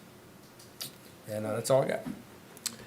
Thank you for your service, Kevin, as well. Yep. Your family. Appreciate that. I say this often. I'm the product of two veterans, no longer here, but two veterans of serving our country, and so excuse me, it's pretty near and dear to my heart too. 11:30 on the 11th, Saturday, over at the Coos Memorial. Correct? There'll be a little Veterans Day ceremony, so if you want to attend that. And I want to say happy birthday to my little grandson Ledger, who will be 5, and we're going to party with him this weekend sometime. So that's all I have. I think you have some slides. I do have a slide. I have one slide. Thank you. You're welcome. It's been a long night.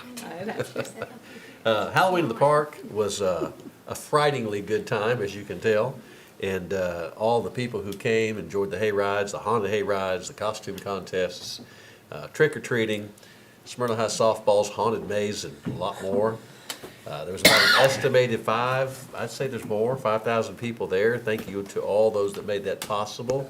Mike, to you and your team out there, Smyrna Parks and Rec, and sponsored by Smyrna Natural Gas. We appreciate them doing that. It's always a good time. I know that you were not able to attend. I was looking forward Had to to doing work. it. I know you did.